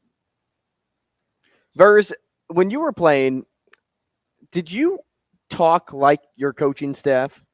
Because it seems like the players nowadays are just reiterating everything the coaching staff is saying. So I'm just curious if that's just kind of a culture thing under Matt Rule, or if that's a culture thing across the board. Say yep, because I used to tell DB to get his blankety blank in gear, and that's how my coach talked. Well, I don't know if you were probably not even a twinkle in your mother's eye when we were playing, but we had media training during fall camp. Good call. So you had canned answers. When you're going through all this, you learn from those. Like, those are your role models, and if you want to follow their direction, you're going to say that. Now, when it really matters is when you believe it, and we believe this guy, and you believe he has your best interest, and you believe everything he's saying. It's very easy to regurgitate that because you hear it every day. And now when these kids are starting to talk like the coaches and sound like the coaches, now you have cohesion. The message is being sent out, the message is being heard, and the message is being, more importantly, accepted. Okay, so you get those three things, right? These are all part of what they're trying to build. In that also, you want to not be on time to stuff. You want to not make weight. You want to not do these things. You cannot be here. Try that out. See how it goes. And if you want to, work signed, and we wish you all the. But you have to follow those things, and to hear the coaches say the things that they're doing, or the kids saying it, that just means that the message is being received. Mm-hmm. Dude, I got more, man. We got to talk, Matty, because it's weird how he blends next man up but still comes across because he cares about you, right? Mm-hmm. He can care about you and still think next man up. Of course you can. And then when someone calls you, you call them back, and then you can talk about stuff. This seems like where you just went full circle with something. I don't know. Yeah, First, we appreciate it, man. Thanks, Matty. Good boys. That's it for Coffee and Cream this week. We'll see you next week.